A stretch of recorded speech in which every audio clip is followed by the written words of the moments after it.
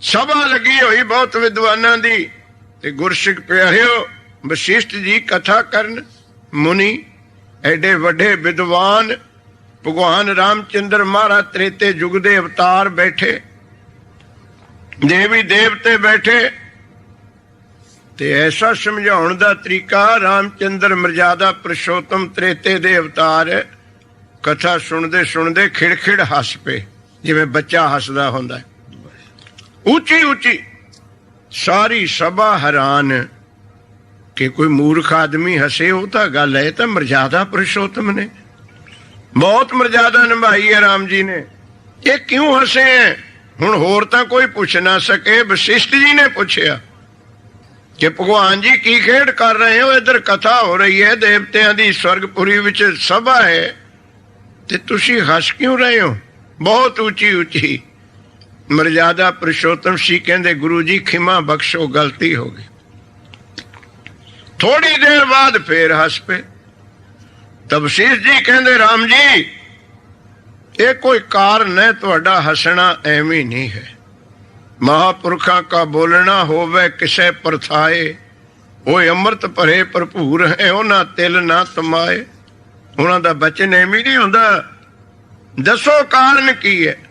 तो राम जी कहन लगे गुरु जी कारण यह है भी एक सामने कंध ते कीड़ा चढ़िया जांदा है, मैं उस कीड़े नूं देख के हस पिया, टालनी चाहिए।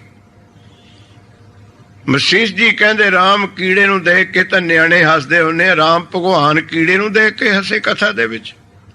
कोई वड्डी गल सभा विच हो जावे फिर तां हसे। असल गल दस की है? राम जी कहंदे गुरु जी असल गल यह है, आ जेड़ा कीड़ा मेरे सामने कंध ते चढ़ रहा है, 2 फुट चढ़दा है फिर गिर जांदा है, इहदियां 4 लत्तां विचों एक लत्त टुटी हुई है। ये कोशिश करदा है कंध पर चढ़न दी, फिर गिर जांदा है।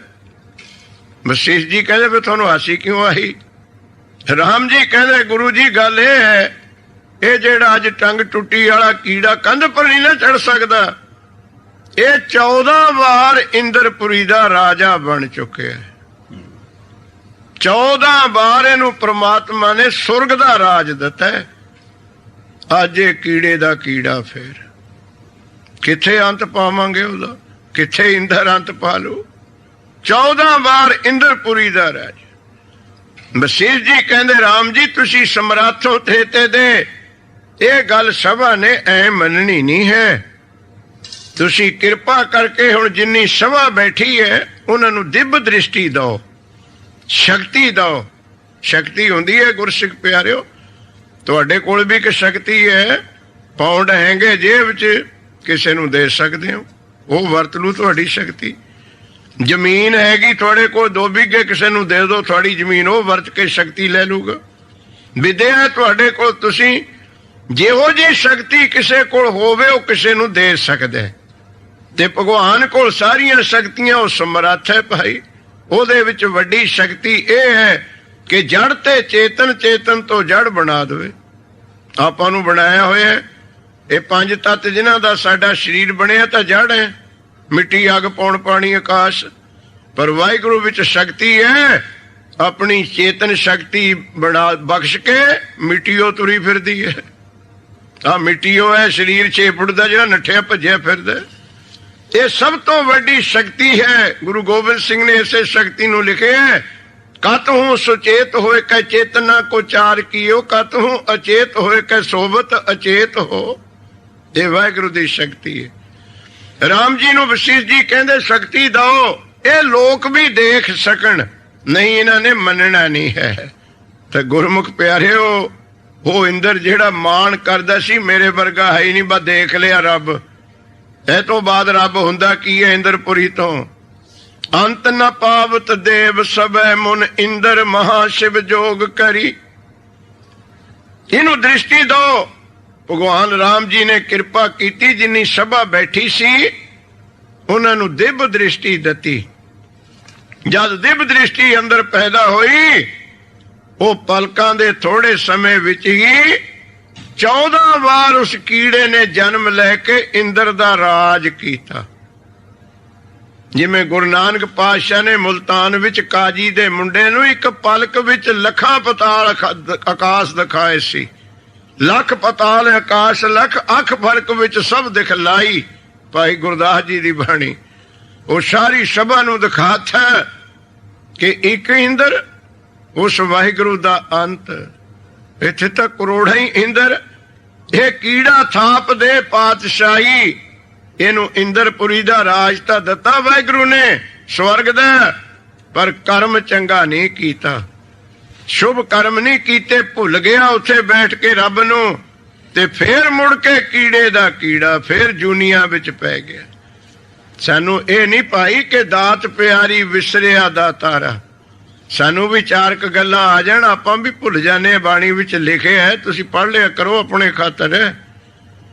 ਕੂਪ ਪਰਿਓ ਜੈਸੇ ਦਾਦਰਾ ਕਛ ਦੇਸ ਵਿਦੇਸ ਨ ਬੂਝ, ਐਸੇ ਮੇਰਾ ਮਨ ਵਿਖਿਆ ਬਿਮੋਹਿਆ ਕਿਛਿਆਰਾ ਪਾਰ ਨ ਸੂਝ।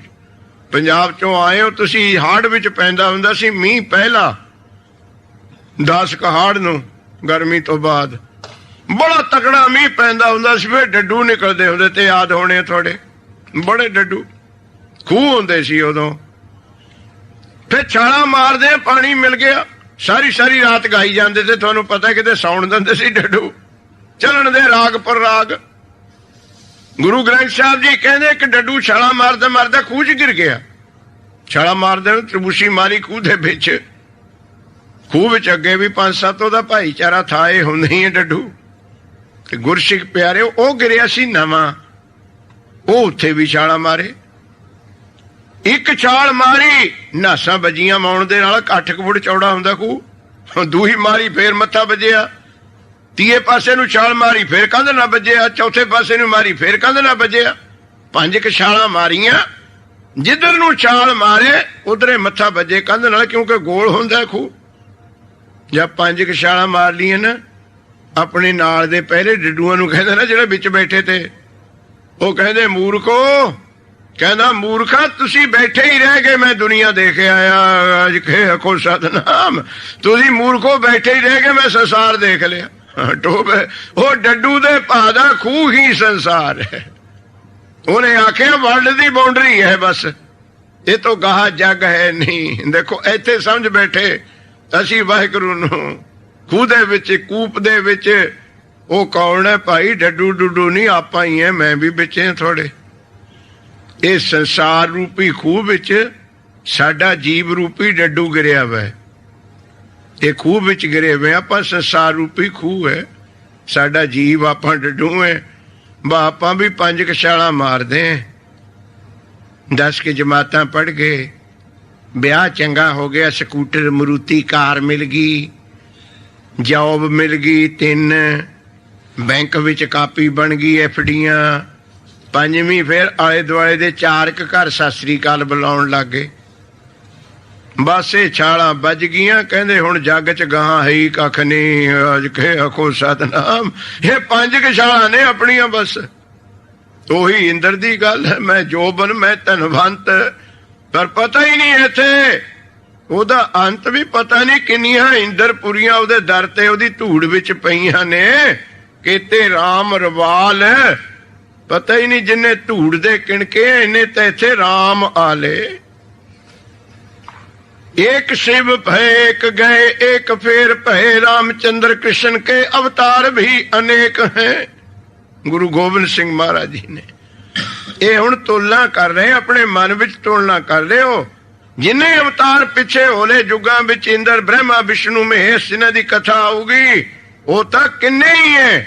ਪਿਆਰ ਨਾਲ ਸੁਣਿਓ ਇੱਕ ਵਚਨ, ਤੁਹਾਨੂੰ ਕਿਸੇ ਗ੍ਰੰਥ ਵਿੱਚੋਂ ਇਹ ਨਹੀਂ ਮਿਲੂਗਾ ਵੀ ਨਾਨਕ ਵੀ ਕਿੰਨੇ ਹੀ ਹੈ। ਇਹ ਗੱਲ ਨਹੀਂ ਜਿਹੜਾ ਨਿਰਣਾ ਲੈਣਾ ਇਸ ਰਵਈਏ ਤੋਂ, ਐਵੇਂ ਨਹੀਂ ਭੱਟਾ ਨੇ ਲਿਖਿਆ। ਤੁਹਾਨੂੰ ਇਹ ਨਹੀਂ ਮਿਲੂਗਾ ਕਿ ਗੁਰੂ ਗੋਬਿੰਦ ਸਿੰਘ ਕਿੰਨੇ ਹੀ ਹੈ, ਨਹੀਂ ਨਹੀਂ, ਬਾਕੀ ਸਭ ਵਾਲਾ ਬਸ। ਇੱਕ शिव जी ਚਲਿਆ ਜਾਂਦਾ, ਦੂਆ ਆ ਜਾਂਦਾ, ਦੂਆ ਜਾਂਦਾ, ਤੀਆ। एक शिव भय एक गए एक फिरे, रामचंद्र कृष्ण के अवतार भी अनेक हैं, गिनतियों नहीं गुरसिख प्यारो। मोहन दी मुदार केते अस ना अवतार केते, अस नहीं कुमार केते, किते इको ने इथे गुरसिख प्यारे। पर एक सतगुरु नानक दी गद्दी है जिहदी महिमा हो रही है, ये एक गुरसिख प्यारिओ, ये भी समझ लो ये इको क्यों है? ये गद्दी जुड़ी हुई हो एक नाल है। अज के आखो सतनाम, इन्हें गुरबाणी एक तो ही उचारी है, उपदेश ही एक दा ही दत्ता है, एक दा ही रूप। ते ओ इंद्र बेचारा गुरमुख प्यारिओ कहंदा पा लिया अंत। इन्ना समझाउणा कीता, समझाउण दी कुदरत आपां नूं भी बहुत है। बार बार बाणी कह रही है गुरमुखा, कई जन्म पै कीट पतंगा, कई जन्म गज मीन कुरंगा, कई जन्म पांखी सर्प होयो, कई जन्म हैबर बिरख जोयो।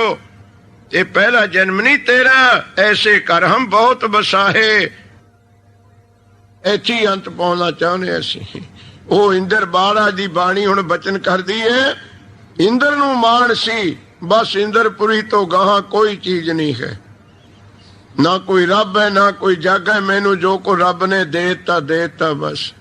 ਜਦ ਸਾਹਮਣੇ ਦਿਖਾਇਆ ਦਿਵ ਦ੍ਰਿਸ਼ਟੀ ਨਾਲ ਕਿ ਇੱਕ ਕੀੜੇ ਤੋਂ ਇੰਦਰ, ਇੰਦਰ ਤੋਂ ਕੀੜਾ, ਫੇਰ ਕੀੜੇ ਤੇ ਹੀ ਕੀੜਾ, ਭੁੱਲ ਗਏ ਹਾਂ ਕਿ ਬਸ ਇਹ ਤਾਂ ਕਿਣਕੇ ਹਨ ਸਾਡੀਆਂ ਦਾਤਾਂ ਜਿਹੜੀਆਂ ਪੁਰੀਆਂ ਹਨ, ਉਹਦੇ ਆਕਾਰ ਨੂੰ ਤਾਂ ਕੋਈ ਜਾਣ ਹੀ ਨਹੀਂ ਸਕਿਆ। ਜਦ ਇਹ ਗਿਆਨ ਦਿੱਤਾ ਸੀ ਗੁਰਮੁਖ ਪਿਆਰਿਓ, ਫਿਰ ਸਭਾ ਲਾਈ ਇੰਦਰ ਨੇ। ਐਸਾ ਸਾਰੀ ਦੁਨੀਆ ਵਿੱਚੋਂ ਅਮੀਰ ਧਨ ਦੌਲਤ ਕੋਲ ਫਿਰ ਸਭਾ ਲਾਈ। ਜਦੋਂ ਸਭਾ ਲਾਉਂਦੀ ਹੈ, ਅਸੈਂਬਲੀ ਹੋਵੇ, ਪਾਰਲੀਮੈਂਟ ਹੋਵੇ ਜਾਂ ਗੁਰਦੁਆਰੇ ਦੀ ਕਮੇਟੀ ਜਦੋਂ ਇਕੱਠੀ ਹੋ ਕੇ ਬੈਠਦੇ, ਬੁਲਾਉਣੇ ਕਿ ਮੀਟਿੰਗ ਕਰਨੀ ਹੈ, ਕੋਈ ਮਸਲਾ ਹੁੰਦਾ ਹੈ, ਤੇ ਇੰਦਰ ਦੇ ਦੇਵਤਿਆਂ ਨੇ, ਰਾਜਿਆਂ ਨੇ, ਛੋਟਿਆਂ ਨੇ, ਉਪਿੰਦਰ ਕਹਿੰਦੇ ਛੋਟੇ ਨੂੰ, ਉਹਨਾਂ ਨੇ ਪੁੱਛਿਆ ਕਿ ਮਹਾਰਾਜ ਜੀ ਅੱਜ ਤੁਸੀਂ ਸਭਾ ਬੁਲਾਈ ਹੈ, ਅੱਜ ਕਾਰਨ ਕੀ ਹੈ? ਕਾਰਨ ਹੁੰਦਾ ਜਦੋਂ ਇਜਲਾਸ ਹੁੰਦਾ ਨਾ, ਕੋਈ ਮਤੇ ਪਾਸ ਹੁੰਦੇ ਨੇ। ਇਸ ਸਭਾ ਦਾ ਇਜਲਾਸ ਦਾ ਮਤਾ ਕੀ ਹੈ? ਹੱਥ ਬੰਨ ਕੇ ਇੰਦਰ ਖੜਾ ਹੋ ਗਿਆ, ਕਹਿਣ ਲੱਗਾ ਬਈ ਕੋਈ ਮਤਾ ਨਹੀਂ, ਇੱਕ ਬੇਨਤੀ ਹੈ ਮੇਰੀ, ਪ੍ਰਵਾਨ ਕਰ ਲੋ। ਮੈਂ 100 ਸਾਲ ਇੰਦਰਪੁਰੀ ਦਾ ਰਾਜ ਛੱਡ ਕੇ ਬਾਹਰ ਜਾਣਾ, ਤੁਸੀਂ ਪ੍ਰਬੰਧ ਸਾਂਭਿਓ। ਛੋਟੇ ਇੰਦਰ ਨੂੰ ਕਹਿੰਦਾ, ਜਿਵੇਂ ਜਾਣ ਲੱਗਿਆ ਤਹਿਸੀਲਦਾਰ ਛੋਟੇ ਨੂੰ ਚਾਰਜ ਦੇ ਜਾਂਦਾ, ਤੁਸੀਂ ਸਾਂਭੋ, ਮੈਂ ਜਾਣੇ। ਤੇ ਸਾਰੀ ਸਭਾ ਹੈਰਾਨ ਕਿ ਜਾਣਾ ਕਿੱਥੇ ਹੈ। ਦੇਖੋ ਇੰਦਰ ਦੀ ਕਿੱਥੇ ਬਿਰਤੀ ਸੀ ਕਿ ਮੇਰੇ ਨਾਲ ਗਾਂ ਕੋਈ ਹੈ ਹੀ ਨਹੀਂ, ਪਾ ਲਿਆ ਅੰਤ ਵਾਹਿਗੁਰੂ ਦਾ। ਜਦ ਪਤਾ ਲੱਗਿਆ ਇੰਦਰਪੁਰੀ ਤੇ ਇੱਕ ਕਿਣਕਾ ਵੀ ਨਹੀਂ ਉਹਦੇ ਸਾਹਮਣੇ, ਇਹ ਜੇ ਤਾਂ ਕਰੋੜਾਂ ਉਹਦੀ ਧੂੜੀ ਵਿੱਚ ਪੁੜੀਆਂ ਰੁਲਦੀਆਂ ਫਿਰਦੀਆਂ। ਫੇਰ ਹੱਥ ਬਨ ਕੇ ਕਹਿੰਦਾ ਮੈਨੂੰ 100 ਸਾਲ ਦੀ ਛੁੱਟੀ, ਤੇ ਜਾਣਾ ਕਿੱਥੇ ਹੈ? ਕਹਿੰਦਾ ਇਹ ਵੀ ਨਹੀਂ ਦੱਸਣਾ, 100 ਸਾਲ ਬਾਅਦ ਆਊਂਗਾ, ਤੁਸੀਂ ਰਾਜ ਕਰੋ ਸੁਰਗ ਦਾ। ਕਹਿੰਦੇ ਐ ਨਹੀਂ ਜਾਣ ਦਿੰਦੇ, ਤੂੰ ਬਾਦਸ਼ਾਹ ਹੈ, ਮਾਲਕ ਹੈ, ਦੱਸੇ ਬਿਨਾਂ ਕਿੱਥੇ ਜਾਵੇਂਗਾ? ਕਹਿੰਦਾ ਜਾਣਾ ਵੀ ਇਕੱਲੇ ਨੇ, ਕਿਸੇ ਸੇਵਾਦਾਰ ਨੂੰ ਨਹੀਂ ਜਾਣਾ। ਹੁਣ ਐਡਾ ਵੱਡਾ ਬਾਦਸ਼ਾਹ ਕਦੇ ਇਕੱਲਾ ਤੁਰਦਾ ਦੇਖੇ? ਇੱਥੇ ਤਾਂ ਸਾਡੇ ਸੰਤ ਨਹੀਂ ਇਕੱਲੇ ਤੁਰਦੇ, ਸੰਤ ਇੱਕ ਬੰਦੂਖਾਂ ਇੱਕ ਹੀ ਹੋਣੀ ਹੈ। ਅੱਜ ਖੇ ਕੋਈ ਸਤਨਾਮ ਦੇਖਿਓ ਪੰਜਾਬ ਵਿੱਚ ਜਾ ਕੇ, 2 ਗੱਡੀਆਂ ਮੂਹਰੇ ਜੀਪਾਂ ਦੀਆਂ ਭਰੀਆਂ ਵੀ ਹੈ, ਉੱਪਰ ਨੂੰ ਚੱਕੀਆਂ ਵੀ ਹੈ ਬੰਦੂਖਾਂ, ਵੀ ਉੱਪਰ ਤੇ ਕੋਈ ਬੰਬ ਟਿਕਣ ਲੱਗੇ, 2 ਪਿੱਛੇ ਟੂ ਕਰਦੀਆਂ ਨੱਠੀਆਂ ਫਿਰਦੀਆਂ। ਸਾਧਗਿਰੀ ਦੀ ਪੱਟੀ ਮੇਜ਼ ਕਰਤੀ ਇਹਨਾਂ ਹੁਣ ਦੇ ਉੱਠਿਆ ਹੋਏ ਨੇ ਗੁਰਮੁਖ ਪਿਆਰਿਓ। ਇਹ ਪਤਾ ਕੌਣ ਹੁੰਦੇ? ਇਹਨਾਂ ਨੂੰ ਮੇਰੇ ਵਰਗਿਆਂ ਨੂੰ ਬਾਣੀ ਵਿੱਚ ਕਿਹਾ, ਜੈਸੇ ਭਾਦੋ ਖੂੰਬ ਰਾਜ ਤੂੰ ਦਿਸਤੇ ਖਰੀ ਉਤਾਵਲੀ। ਇਹ ਤੁਹਾਡੇ ਘਰ ਦੇ ਪ੍ਰਮਾਣ ਹੈ, ਆਪਣੇ ਖੂਹਾਂ ਨੂੰ ਯਾਦ ਕਰੋ। ਭਾਦੋਂ ਦੇ ਵਿੱਚ ਖੁੰਬ ਜੰਮਦੀ ਹੁੰਦੀ ਸੀ, ਆਪਣੇ ਖੂਹਾਂ ਤੇ ਖੁੰਬ। ਸ਼ਾਮ ਨੂੰ ਉਸ ਖੇਤ ਵਿੱਚੋਂ ਆਓ, ਉੱਥੇ ਕੁਛ ਨਹੀਂ ਸੀ ਹੁੰਦੀ, ਸਵੇਰੀਓ ਜਾਓ ਐਡੀ ਖੜੀ ਹੁੰਦੀ ਸੀ, ਰਾਤ ਬਾ ਦੁਪਹਿਰੇ ਦੀ ਰੋਟੀ ਖਾਣ ਲੱਗੋ ਹੈ ਨਹੀਂ। ਅੱਜ ਕਹੇ ਆਖੋ ਸਤਨਾਮ, ਉਹ ਹਾਲਾ ਉਹ ਪ੍ਰਮਾਣ ਦਿੰਦਾ, ਜੈਸੇ ਭਾਦੋ ਖੂੰਬਰਾ, ਜਿਵੇਂ ਭਾਦੋਂ ਦੀ ਖੁੰਬ ਹੁੰਦੀ ਹੈ, ਘੰਟਿਆਂ 'ਚ ਜੰਮਦੀ ਹੈ, ਘੰਟਿਆਂ 'ਚ ਜਵਾਨ, ਘੰਟੇ 'ਚ ਖਤਮ। ਇਹ ਮੇਰੇ ਵਰਗੇ ਖੁੰਬਾਂ ਵਾਂਗ ਉੱਠਦੇ ਆ, ਬਸ ਖੁੰਬਾਂ ਵਾਂਗੇ ਬਹਿ ਜਾਂਦੇ, ਕਿਉਂਕਿ ਖੜਨ ਦੀ ਸ਼ਕਤੀ ਨਹੀਂ ਹੁੰਦੀ, ਆਪਣੀ ਕਮਾਈ ਤਾਂ ਕੋਈ ਹੁੰਦੀ ਨਹੀਂ, ਬੜੀ ਲੱਲਾ ਹੁੰਦੀ ਹੈ। ਦਰਬਾਰ ਵਿੱਚ ਵੀ ਜਦੋਂ ਜਾਣਗੇ 5-7 ਮੂਹਰੇ 5-4 ਪਿੱਛੇ, ਕਿ ਪਤਾ ਲੱਗ ਜਾਵੇ ਸੰਗਤ ਨੂੰ ਫਲਾਣਾ ਆਇਆ। ਦੇਖੋ ਕਿੰਨੀ ਮੈਂ ਸਾਡੇ ਵਿੱਚ ਬੜੀ ਹੈ ਗੁਰਮੁਖ ਪਿਆਰਿਓ। ਤੇ ਕੁਝ ਪਹਿਲੇ ਹੀ ਚਮਚੇ ਬੈਠੇ ਹੁੰਦੇ ਵਿੱਚ, ਉਹ ਕੀਰਤਨ ਨਹੀਂ ਦੇਖਦੇ, ਕਥਾ ਨਹੀਂ ਦੇਖਦੇ, ਆਏ ਦੇ ਨਾਲ ਹੀ ਜਕਾਰੇ, ਕਿਉਂਕਿ ਕਾਰਗਿਲ ਦੀ ਜੰਗ ਜਿੱਤ ਕੇ ਆਇਆ ਨਾ, ਅੱਜ ਕਹੇ ਖੋਲਸਾ ਤੇ ਨਾ ਵੇਖੋ, ਡੇਰੇ ਤੇ ਉੱਠ ਕੇ ਤੂੰ ਆਏ ਐ, ਕਿਸੇ ਦਾ ਸੁੱਖਾ ਪੀਤਾ ਵੈ, ਕਿਸੇ ਦਾ ਛਤਰ ਧਾਰਾ ਚੱਕਿਆ ਵੈ, ਤੇ ਜਕਾਰੇ ਛੱਡਣ ਵਾਲਿਆਂ ਨੂੰ ਸੰਗ ਨਹੀਂ ਆਉਂਦੀ ਵੀ ਮਹਾਰਾਜ ਦੀ ਹਜ਼ੂਰੀ ਵਿੱਚ ਕਥਾ ਕੀਰਤਨ ਹੋ ਰਿਹਾ ਹੈ। ਕਿੰਨਾ ਬਿਗਨ ਪਾਉਨੇ ਹੋ ਤੁਸੀਂ ਜਕਾਰੇ ਛੱਡ ਕੇ ਵਿੱਚ। ਪਰ ਸਾਡੀ ਕੌਮ ਹੈ ਕਿ ਸੰਗਤ ਨੂੰ ਪਤਾ ਲੱਗ ਜਾਵੇ ਫਲਾਣਾ ਆਇਆ ਵੀ ਬੜਾ ਬੜਾ ਸੰਤ ਹੈ, ਬੜੇ ਬਾਡੀਗਾਰਡ ਨੇ ਇਹਦੇ, ਬਹੁਤੇ ਦੇ ਸ਼ਰਧਾਲੂ ਨੇ। ਕਿੱਥੇ ਮੈਂ ਵਿੱਚ ਫਸ ਗਏ ਗੁਰਸਿੱਖ ਪਿਆਰਿਓ। ਮਾਨ ਨੇ ਮਾਰ ਲਿਆ ਹਰਨਾਕਸ਼, ਮਾਨ ਨੇ ਦਰਜੋਧਨ ਕੀ ਪਾਤਕ ਹੋਈ। ਸਾਡੇ ਸਾਹਮਣੇ ਨੇ ਗੱਲਾਂ, ਫੇਰ ਨਹੀਂ ਅਸੀਂ ਸਮਝੇ। ਤੇ ਪਿਛਲੀ ਤੁਕ ਵਿੱਚ ਕਹਿ ਦਿੱਤਾ ਜਿਨ ਮਾਣ ਕੀਆ ਸੋ ਬਚਿਆ ਨਾ ਕੋਈ। ਇੱਥੇ ਤਾਂ ਜਿਹਨੇ ਹਉਮੈ ਕੀਤਾ ਕੋਈ ਦਿਖਦਾ ਤੁਹਾਨੂੰ? ਬਾਣੀ ਨੇ ਕਹਿਤਾ ਇਹ ਤਾਂ ਬੂਰ ਹੈ ਪਾਣੀ ਦਾ, ਲੱਭ ਬਣਾਹੇ ਮਾਨਸਾ ਜਿਉ ਪਾਣੀ ਬੂਰ।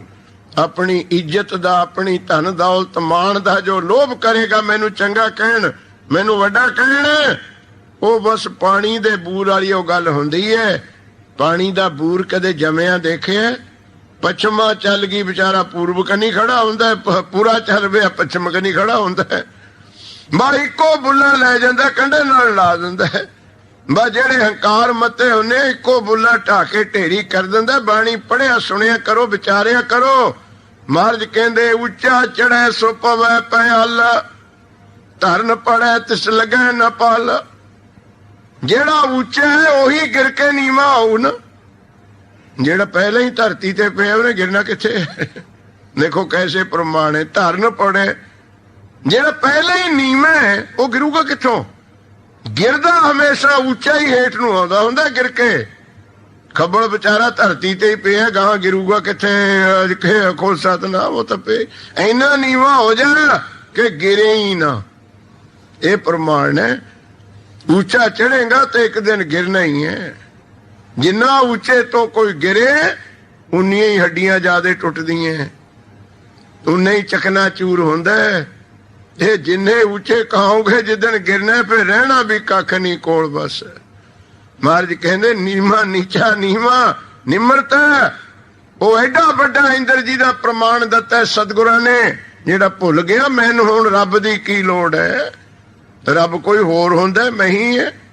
ਇੰਦਰਪੁਰੀ ਨਾਲੋਂ ਰੱਬ ਦਾ ਦਰਬਾਰ ਕੀ ਹੁੰਦਾ? 33 ਕਰੋੜ ਦੇਵਤਾ ਆ ਕੇ ਮੈਨੂੰ ਮੱਥੇ ਟੇਕਦਾ ਤੇ ਰੱਬ ਦੇ ਤਾਂ ਸਾਰੇ ਤਿੰਨੇ ਦੇਵਤੇ, ਮੇਰਾ 33 ਕਰੋੜ ਹੈ। ਐਡਾ ਮਾਣ। ਇੰਦਰ ਨੇ ਵੀ ਅੰਤ ਪਾਉਣਾ ਚਾਹਿਆ ਕਿ ਬਸ ਖਤਮ ਹੈ ਕੰਮ। ਮਾਪੇ ਹੱਥ ਬੰਨੀ ਖੜਾ ਗੁਰਸਿੱਖ ਪਿਆਰਿਓ। ਕਹਿੰਦਾ ਜਾਣਾ ਹੈ ਪਰ ਕਿਸੇ ਨੂੰ ਨਾਲ ਨਹੀਂ ਲਿਜਾਣਾ। ਸੇਵਾਦਾਰ ਕਹਿੰਦੇ ਤੂੰ ਇੰਦਰਪੁਰੀ ਦਾ ਰਾਜਾ, ਤੈਨੂੰ ਕੱਲੇ ਨੂੰ ਕਿਵੇਂ ਭੇਜ ਦਈਏ? ਕਹਿੰਦਾ ਕੱਲੇ ਨੇ ਜਾਣਾ। ਜਾਣਾ ਕਿੱਥੇ ਹੈ? ਸੁਣ ਰਹੇ ਹੁਣ। ਇੰਦਰ ਕਹਿੰਦਾ ਮੈਂ 100 ਸਾਲ ਉੱਥੇ ਰਹਿਣਾ ਜਿੱਥੇ ਸੰਗਤ ਜੁੜਦੀ ਹੋਵੇ, ਨਾਮ ਜਪਦੇ ਹੋਣ। ਉਸ ਸੰਗਤ ਦਾ ਜਿੱਥੇ ਲੰਗਰ ਪੱਕਦਾ ਹੋਊ ਨਾ, ਸੁਣਿਓ ਇੰਦਰ ਜੀ ਦਾ ਨਾਂ ਆਇਆ ਹੈ। ਉਸ ਲੰਗਰ ਦੀਆਂ 100 ਸਾਲ ਮੈਂ ਲੱਕੜੀਆਂ ਢੋਣੀਆਂ। ਅੱਜ ਕੇ ਆਖੋ ਸਤਨਾਮ। ਇਹ ਬਾਣੀ ਵਿੱਚ ਐਵੇਂ ਹੀ ਨਹੀਂ। ਉਹ ਸੰਗਤ ਕਿੱਥੇ ਹੈ, ਨਾਮ ਕਿੱਥੇ ਹੈ? ਜਿੰਨਾ ਭੱਟ ਕਹਿੰਦੇ ਉਹ ਗੁਰੂ ਅਰਜਨ ਜੀ ਤੇਰਾ ਦਰਬਾਰ ਹੈ, ਉਹ ਗੁਰੂ ਨਾਨਕ ਦਾ ਦਰ ਹੈ। ਜਦ ਤੱਕ ਬਰਾਬਰ ਦੀ ਚੀਜ਼ ਮਿਸਾਲ ਨਹੀਂ ਦਓਗੇ ਤੁਹਾਨੂੰ ਪਰਖ ਨਹੀਂ ਆਉਣੀ ਇਹ ਗੱਦੀ ਕੀ ਹੈ, ਇਹ ਗੁਰੂ ਘਰ ਹੈ ਕੀ। ਉਹ ਫਿਰ 100 ਸਾਲ ਇੰਦਰਪੁਰੀ ਨੂੰ ਛੱਡ ਕੇ ਗੁਰੂ ਦੇ ਦਰ ਤੇ ਆਉਂਦਾ। ਗੁਰੂ ਅਰਜਨ ਐਸੇ ਗੱਦੀ ਤੇ ਬੈਠੇ ਹੋ ਤੁਸੀਂ। ਜਿਹੜਾ ਮਾਣ ਕਰਦਾ ਸੀ ਮੈਂ ਤੋਂ ਵੱਡਾ ਹੀ ਕੋਈ ਨਹੀਂ ਦੁਨੀਆ ਵਿੱਚ, ਦੇਖ ਲਿਆ ਮੈਂ ਰੱਬ ਦਾ ਅੰਤ ਪਾ ਲਿਆ। ਜਦ ਵੱਜੀਆਂ ਠੋਕਰਾਂ ਫਿਰ 100 ਸਾਲ ਆ ਕੇ ਲੰਗਰ ਦੀਆਂ ਲੱਕੜਾਂ ਢੋਂਦਾ ਇੰਦਰਪੁਰੀ ਦਾ ਬਾਦਸ਼ਾਹ। ਲੰਗਰ ਵਿੱਚੋਂ ਜੰਗਲ ਵਿੱਚੋਂ ਲੱਕੜਾਂ ਲਿਆਉਣੀਆਂ। ਮਿਲਣ ਆਏ ਪਿਆਰੇ ਆਉਣੇ ਹੀ ਸੀ। 100 ਸਾਲ ਹੋ ਗਿਆ ਮੁੜਿਆ ਨਹੀਂ। ਜਦ ਵੇਖਿਆ ਪੈਰਾਂ ਵਿੱਚ ਬਿਆਈਆਂ, ਖੂਨ ਚੱਲੇ, ਕੱਪੜੇ ਪਾਟੇ ਹੋਏ, ਬੁਰਾ ਹਾਲ, ਲੱਕੜਹਾੜਾ ਬਣਿਆ ਹੋਇਆ, ਮਿੱਟੀ ਨਾਲ ਸਾਰੀ ਦੇਹ ਭਰੀ ਹੋਈ।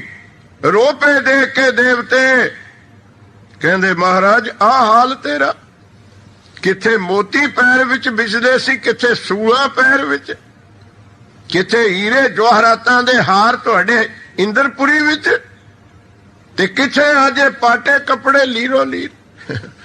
ਇੰਦਰ ਨੇ ਜਵਾਬ ਜਿਹੜਾ ਦਿੱਤਾ ਸੀ ਉਹ ਸੁਣ ਲਿਓ। ਕਹਿੰਦਾ ਮੈਂ ਦੱਸਣਾ ਨਹੀਂ ਤੁਹਾਨੂੰ ਇਹ ਹਾਲ, ਥੋੜਾ ਚਿਰ ਮੇਰੇ ਨਾਲ ਲੱਕੜੀਆਂ ਢੋ ਕੇ ਵੇਖੋ, ਫੇਰ ਆਨੰਦ ਦਾ ਪਤਾ ਲੱਗੂਗਾ।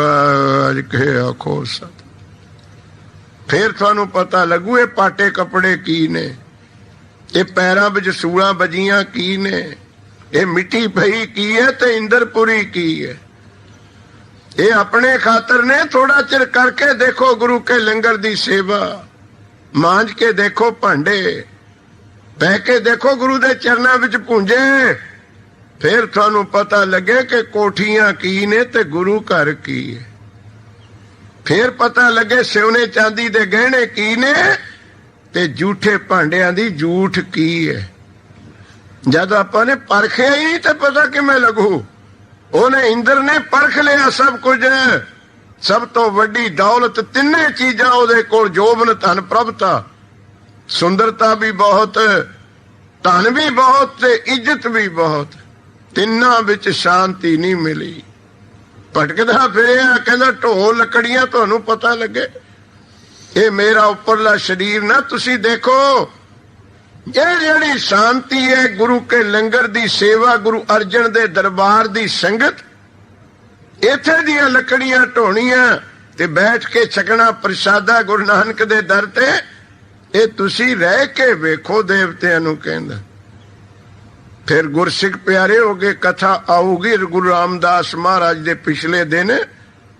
ਫਿਰ ਸਣੇ ਦੇਵਤਿਆਂ ਆਪ ਇੰਦਰਪੁਰੀ ਤੇ ਇੰਦਰ ਨੇ ਸਰੋਵਰ ਦੀ ਸੇਵਾ ਕੀਤੀ, ਕਾਰ ਸੇਵਾ ਦੇ ਟੋਕਰੇ ਢੋਏ। ਸਣੇ ਰਾਣੀਆਂ ਦੇਵੀ ਦੇਵਤੇ ਅਸੀਂ ਭੁੱਲ ਕੇ ਗੁਰਸਿੱਖ ਪਿਆਰਿਓ, ਐਸੀ ਅਵਸਥਾ ਸਾਡੀ ਆਈ ਹੈ। ਪ੍ਰਮਾਣ ਕਿਉਂ ਦਿੱਤੇ ਨੇ? ਇਹ ਹੁਣ ਦੱਸ ਰਹੇ ਨੇ ਪਰਖਣ ਖਾਤਰ ਕਿ ਬ੍ਰਹਮਪੁਰੀ ਕੀ ਹੈ, ਇੰਦਰਪੁਰੀ ਕੀ ਹੈ, ਸ਼ਿਵਪੁਰੀ ਕੀ ਹੈ, ਗੁਰੂ ਨਾਨਕ ਦਾ ਦਰ ਕੀ ਹੈ। ਜਦ ਤੱਕ ਬਰਾਬਰ ਨਾ ਚੀਜ਼ ਖੜੀ ਹੋਵੇ ਪਰਖ ਨਹੀਂ ਹੋਇਆ ਕਰਦੀ। ਤਾਂ ਹੀ ਮਹਾਰਾਜ ਨੇ ਪ੍ਰਮਾਣ ਦਿੱਤੇ ਨੇ ਪੁਰਾਣੇ ਕਿ ਤੁਹਾਨੂੰ ਪਤਾ ਲੱਗ ਜਾਵੇ ਅਸਲੀ ਕੀ ਹੈ, ਨਕਲੀ ਕੀ ਹੈ। ਜੇ ਗਰਾਰੀ ਖਈ ਇੱਕ, ਕੀ ਪਤਾ ਲੱਗੂ? ਦੋ ਹੋਣ ਜਦੇ ਇੱਕ ਦੂਜੀ ਨੂੰ ਆਪੇ ਦੱਸ ਦੂਗੀ ਵੀ ਨਕਲੀ ਕਿਹੜੀ ਹੈ, ਅਸਲੀ ਕਿਹੜੀ। ਉਹਦਾ ਰੰਗ ਰੋਗਨ, ਉਹਦੀ ਬਣਾਵਟ, ਉਹਦਾ ਪੱਕਾਪਣ, ਇਹ ਤਾਂ ਪ੍ਰਮਾਣ ਦਿੱਤੇ ਨੇ ਇੰਦਰਪੁਰੀ ਦੇ। ਅੰਤ ਨ ਪਾਵਤ ਦੇਵ ਸਰਬੈ ਮੁਨ, ਇੰਦਰ ਮਹਾ ਸ਼ਿਵ ਜੋਗ ਕਰੀ। ਬਹੁਤ ਵੱਡਾ ਕਹਾਉਣ ਵਾਲਾ ਜਿਹੜਾ ਗੁਰਸਿੱਖ ਪਿਆਰਿਓ ਵਾਦਾ ਨਹੀਂ ਸੀ ਕਿਸੇ ਨੂੰ, ਮੈਨੂੰ ਕਿਸੇ ਦੀ ਕੀ ਲੋੜ ਹੈ। ਕਾਮ ਤੇਨ ਗਊ ਮੇਰੇ ਦਰਵਾਜ਼ੇ 'ਚ ਖੜੀ ਹੈ, ਪਾਰਜਾਤ ਰੁੱਖ ਮੇਰੇ ਦਰਵਾਜ਼ੇ 'ਚ ਖੜਾ ਹੈ, ਉੱਚ ਸਰਵਾ ਘੋੜਾ ਖੜਾ ਹੈ, ਮਣੀਆਂ ਰਤਨ ਖੜੇ ਨੇ, ਮੈਨੂੰ ਰੱਬ ਤੇ ਕੀ ਲੋੜ ਹੈ।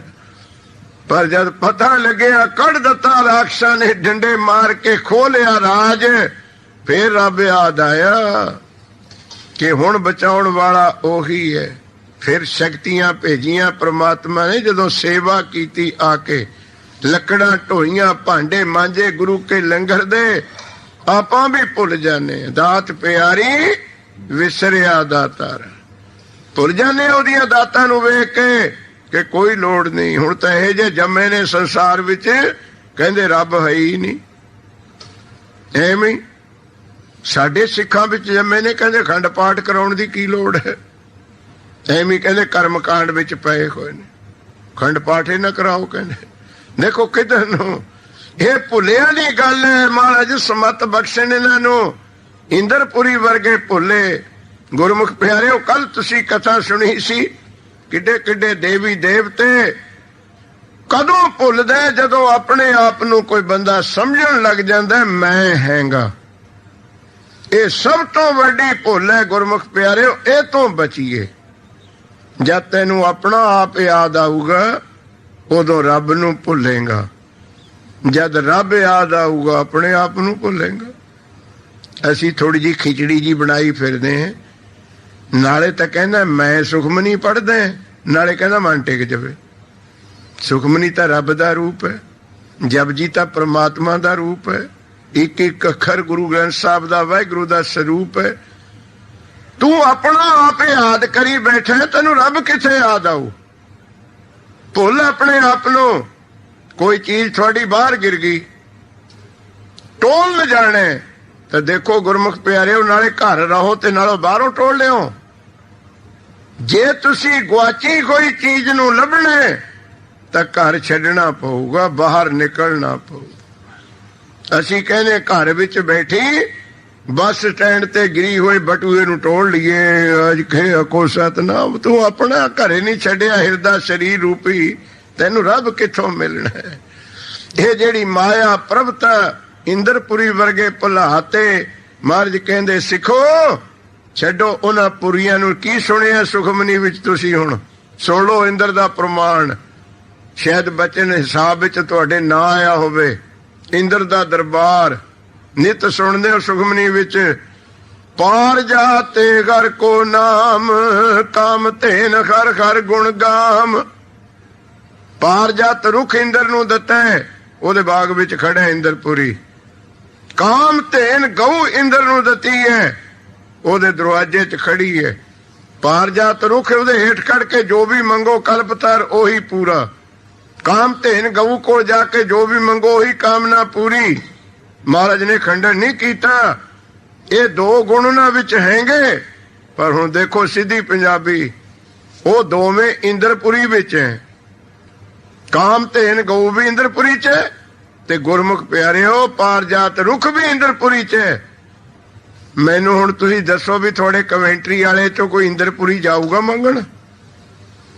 ਜੇ ਕੋਈ ਉੱਥੇ ਜਾਵੇ ਤਾਂ ਕਾਮ ਧੇਨ ਫਲ ਦਊ। ਜੇ ਇੰਦਰਪੁਰੀ ਤੱਕ ਕੋਈ ਪੁੱਜੇ ਤਾਂ ਪਾਰ ਜਾਤ ਰੁੱਖ ਤੋਂ ਮੰਗੇ। ਕੌਣ ਜਾਊਗਾ?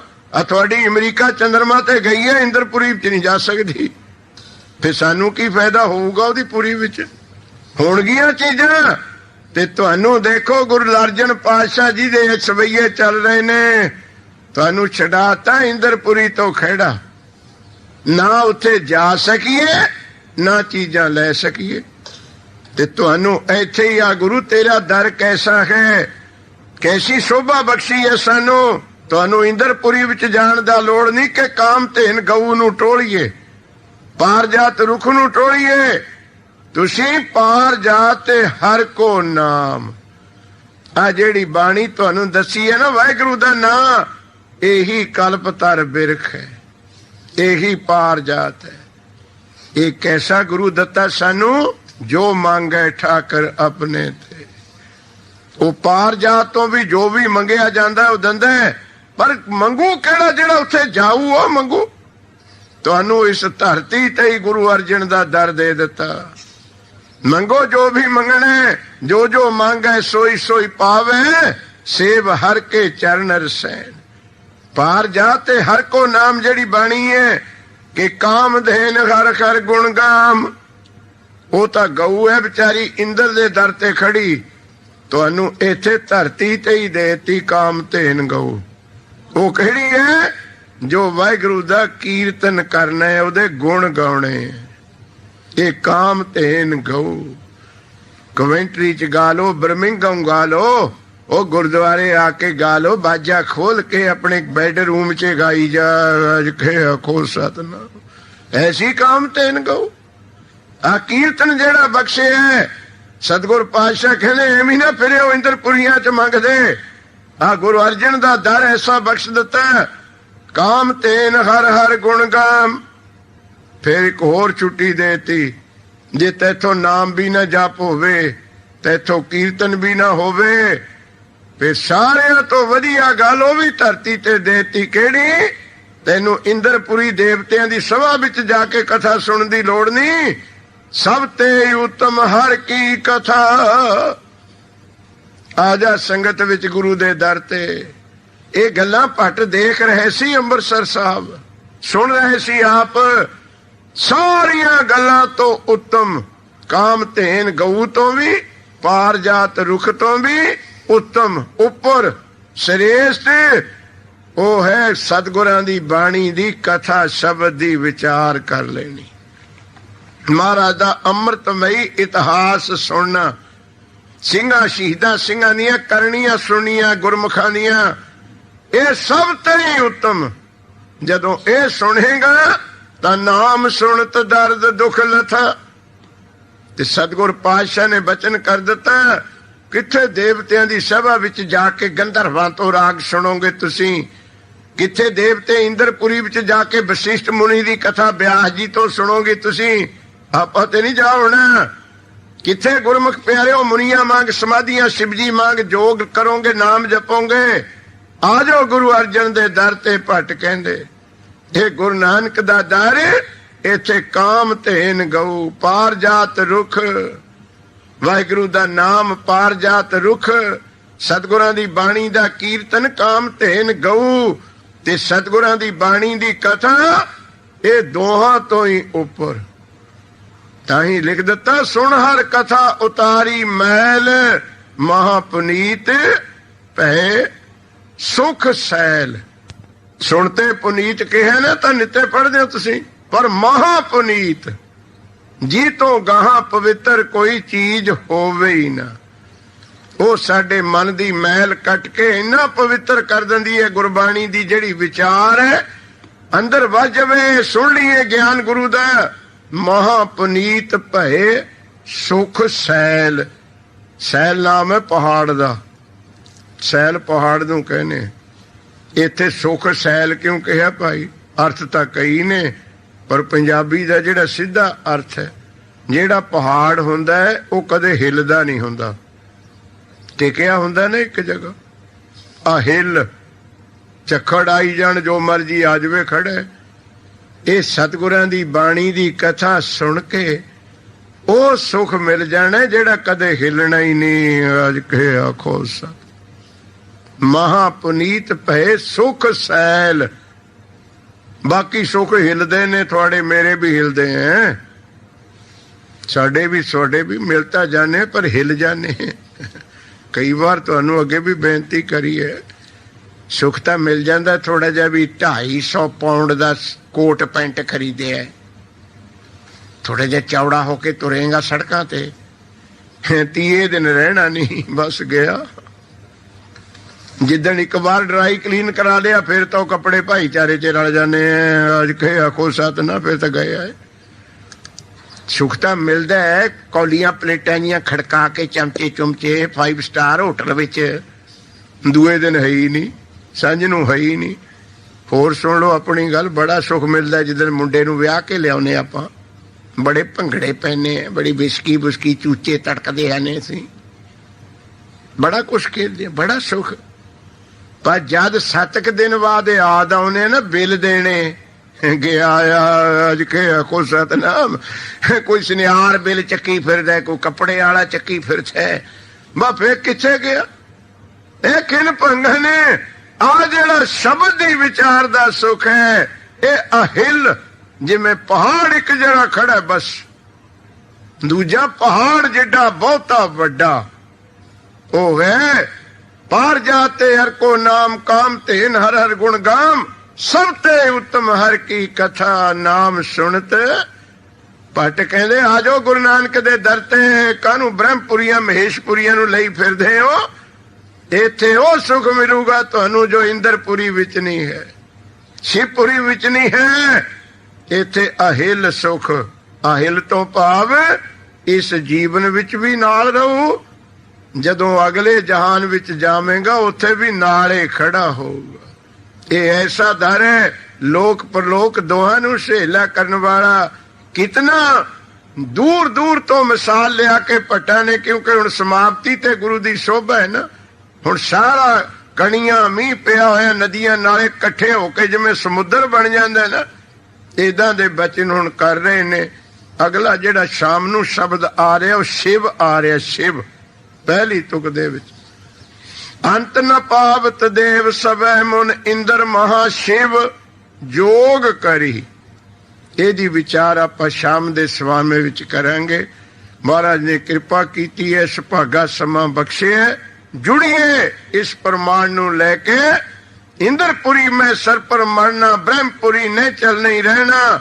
शिवपुरी का होएगा काला, त्रिगुण माया बिनस बताला। एक आधार है जुगो जुग अटल गुरु दा, जिन्हें कदे आना जाना ही नहीं, सदा थिर रहन वाला इहदे नाल जुड़िए।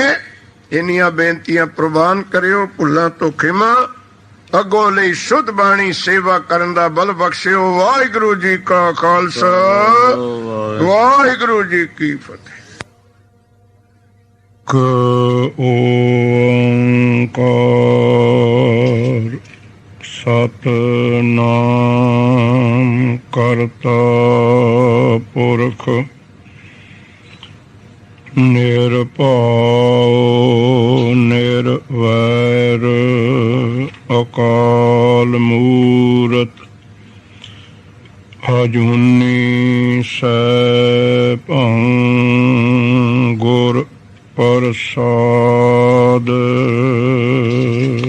जप आदि सच जुगादि सच है भी सच नानक होसी भी सच कहाँ तुझ प्रभ बुध हमारी वर्णन सकै महिमा जो तोहारी हम न सकत कर सिफत तुम्हारी आप लहो तुम कथा सुधारी हम न सकत कर सिफत तुम्हारी आप लहो प्रभु कथा सुधारी मैं नहीं किछ हो नहीं किछ आहे न मोरा अवसर लज्जा राख लियो सदना जन तो दया गए अरदास हमारी जियो पिंड सब तेरा को नानक सब तेरी वड्याई कोई ना न जाने मेरा।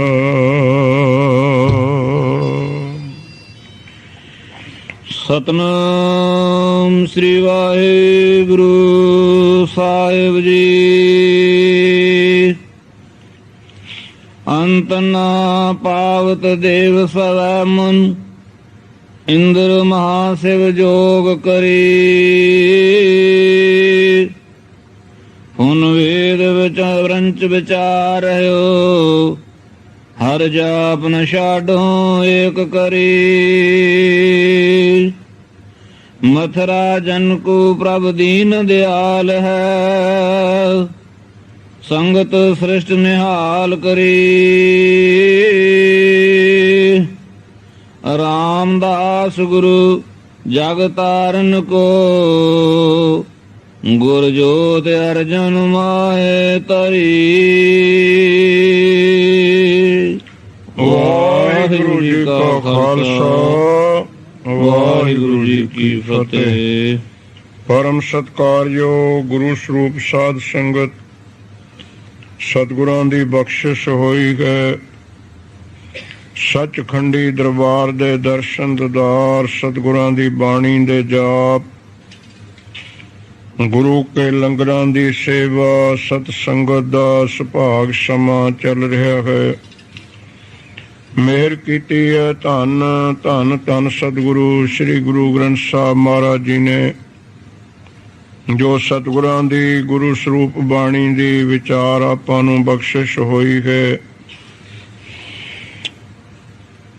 वेदां दे अवतार भट्ट श्री गुरु अर्जन देव महाराज जी दे चरनां विच अपना प्रायश्चित करन वास्ते मिले हुए सराफ नूं कट के मुक्त प्राप्त करन वास्ते पुजे होए हन।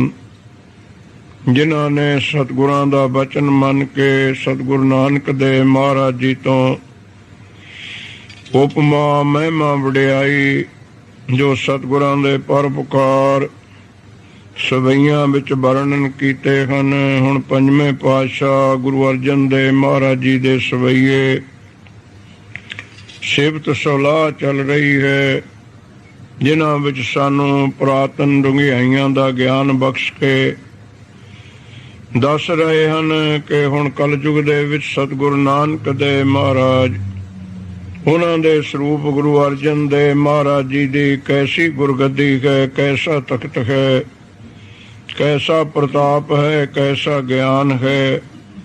ਇਹ ਵਿਚਾਰਾਂ ਚੱਲ ਰਹੀਆਂ ਹਨ। ਆਓ ਪਿਆਰ ਦੇ ਨਾਲ ਸਰਵਣ ਕਰੀਏ। ਅੰਤ ਨਾ ਪਾਵਤ ਦੇਵ ਸਭੈ ਮਨ ਇੰਦਰ ਮਹਾ ਸਿਵ ਜੋਗ ਕਰੀ।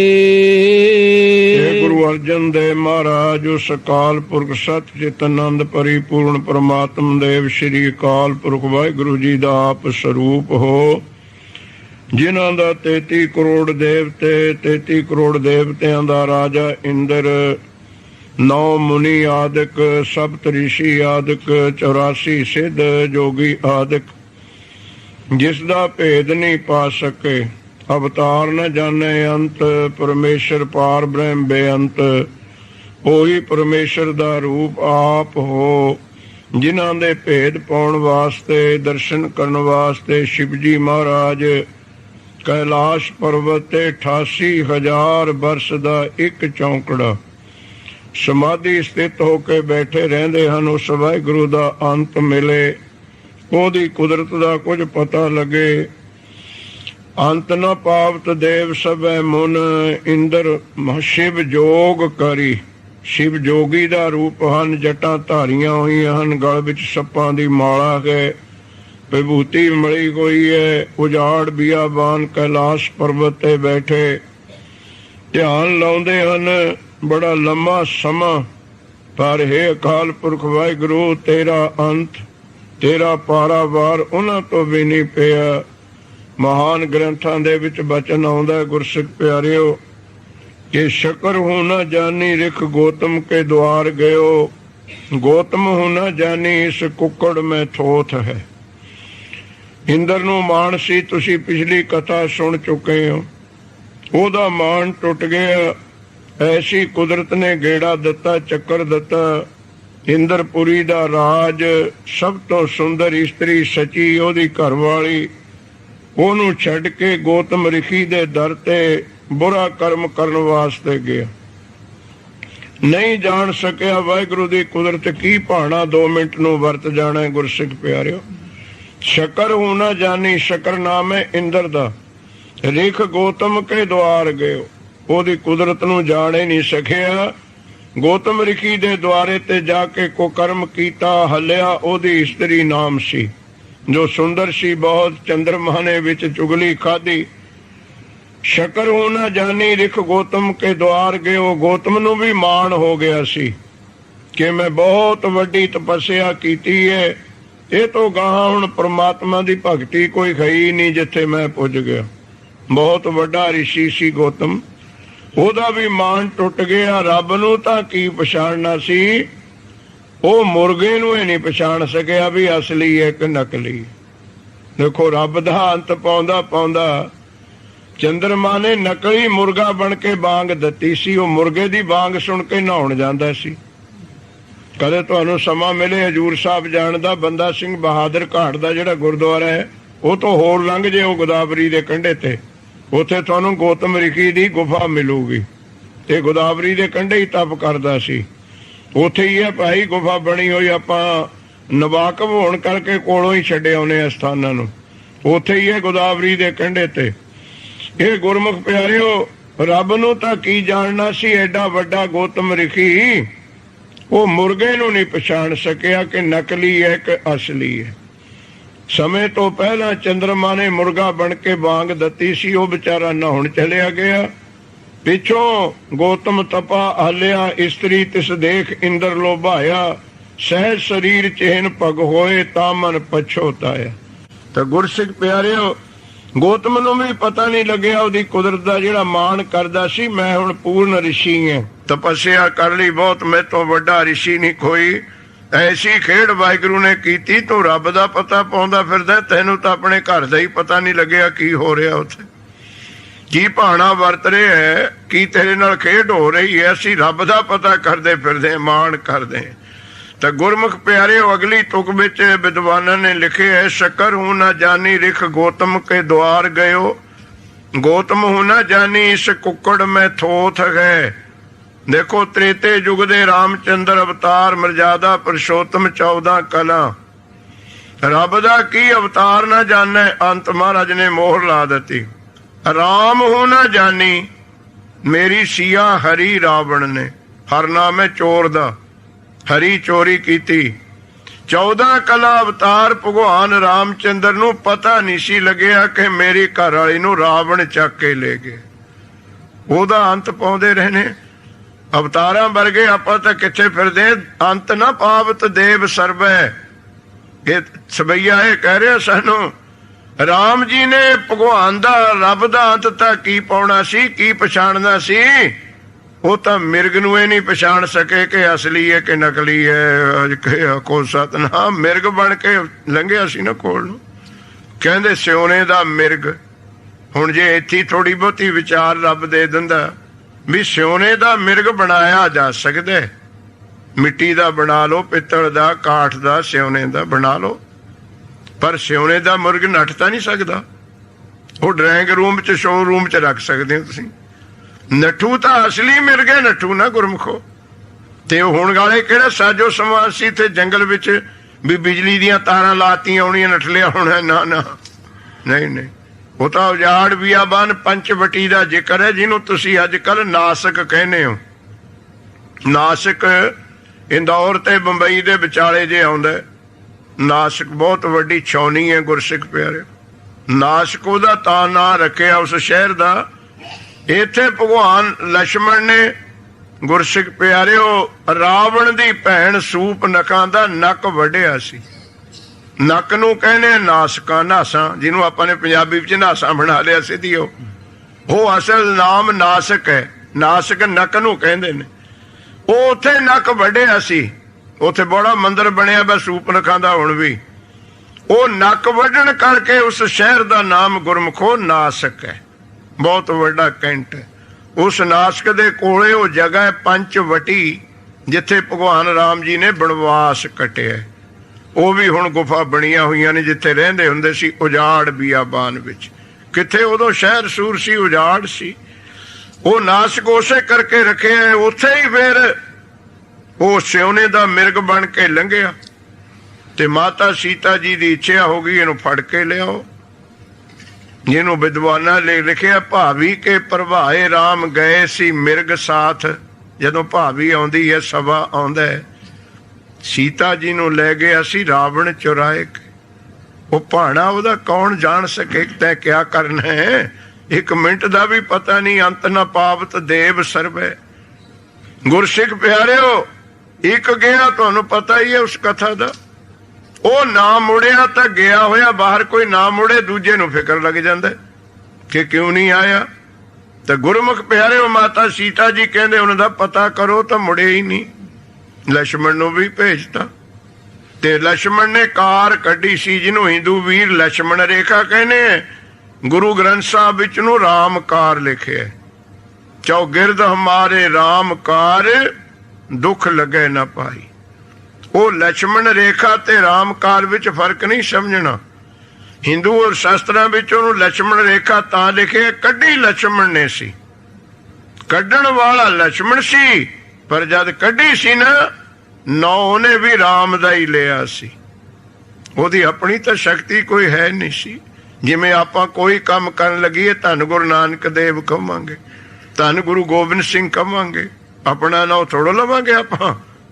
ਗੁਰੂ ਦਾ ਅਕਾਲ ਪੁਰਖ ਦਾ ਹੀ ਨਾਂ। ਉਹਨੇ ਵੀ ਰਾਮ ਦਾ ਹੀ ਨਾਂ ਲੈ ਕੇ ਕੱਢੀ ਸੀ, ਇਸ ਕਰਕੇ ਉਹਨੂੰ ਸਤਿਗੁਰਾਂ ਨੇ ਰਾਮ ਕਾਰ ਲਿਖੇ। ਉਹ ਲక్ష్మణ ਕਾਰ ਕਹਿੰਦੇ ਨੇ, ਲక్ష్మణ ਰੇਖਾ। ਤੇ ਗੁਰਸਿੱਖ ਪਿਆਰਿਓ, ਨਹੀਂ ਪਤਾ ਲੱਗਿਆ ਰਾਮ ਜੀ ਨੂੰ ਐਡੇ ਵੱਡੇ ਤ੍ਰੇਤੇ ਯੁੱਗ ਦੇ ਅਵਤਾਰ, ਉਹਦੀ ਕੁਦਰਤ ਦਾ। ਮਿਰਗ ਪਿੱਛੇ ਚਲੇ ਗਏ ਗੁਰਸਿੱਖ ਪਿਆਰਿਓ।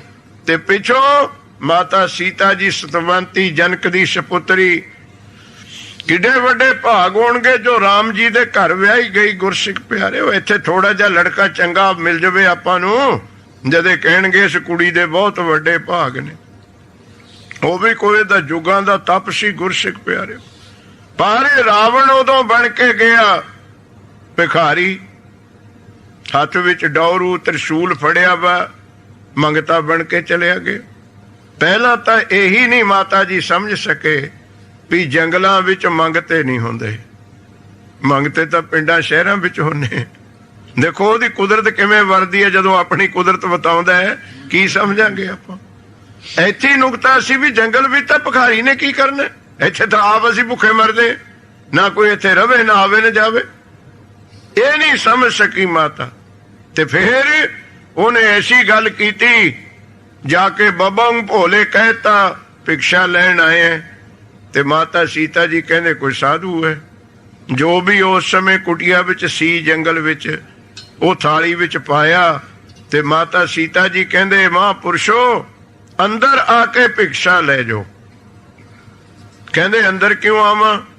ਕਹਿੰਦੇ ਮੈਨੂੰ ਕਾਰ ਕੱਢੀ ਵੀ ਹੈ, ਹੁਕਮ ਮੈਂ ਤੋਂ ਬਾਹਰ ਨਹੀਂ ਜਾਣਾ, ਮੈਂ ਇਸ ਤੋਂ ਬਾਹਰ ਨਹੀਂ ਜਾ ਸਕਦੀ।